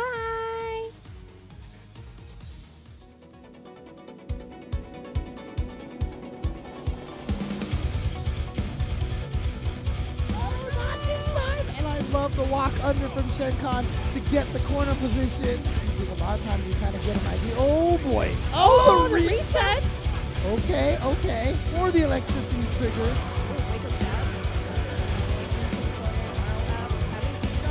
Switches side.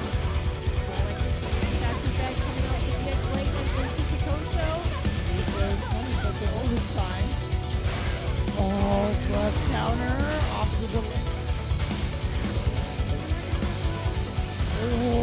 what side, goes for the mid. Oh! Okay, we're out of the corner. Oh, the crush. He's going to have plus range, especially on the activation. Should be able to kill up. Yeah, that's smart. Oh, Check the dash. yeah, double dash. He got super brave. And now the mix-up. Yeah. He can just chill. Yep, Oh! he's waiting. Did he go in at this point? Okay. Here's an opportunity now for Wild Llama. How much damage can he do in this? Give Panda the chance to get in. The cross-up. They made it over the Fireballs, yes! Travis, like, just being a busy bee in front of Goldie. With all those reaches. Oh, okay. Yep. Oh, and he's going with the B skill too.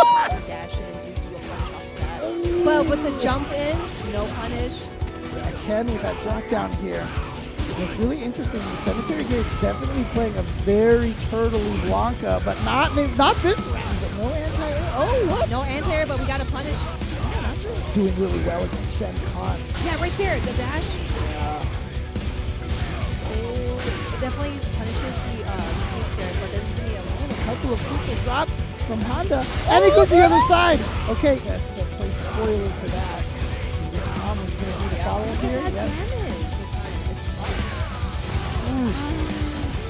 Trying to finish it off.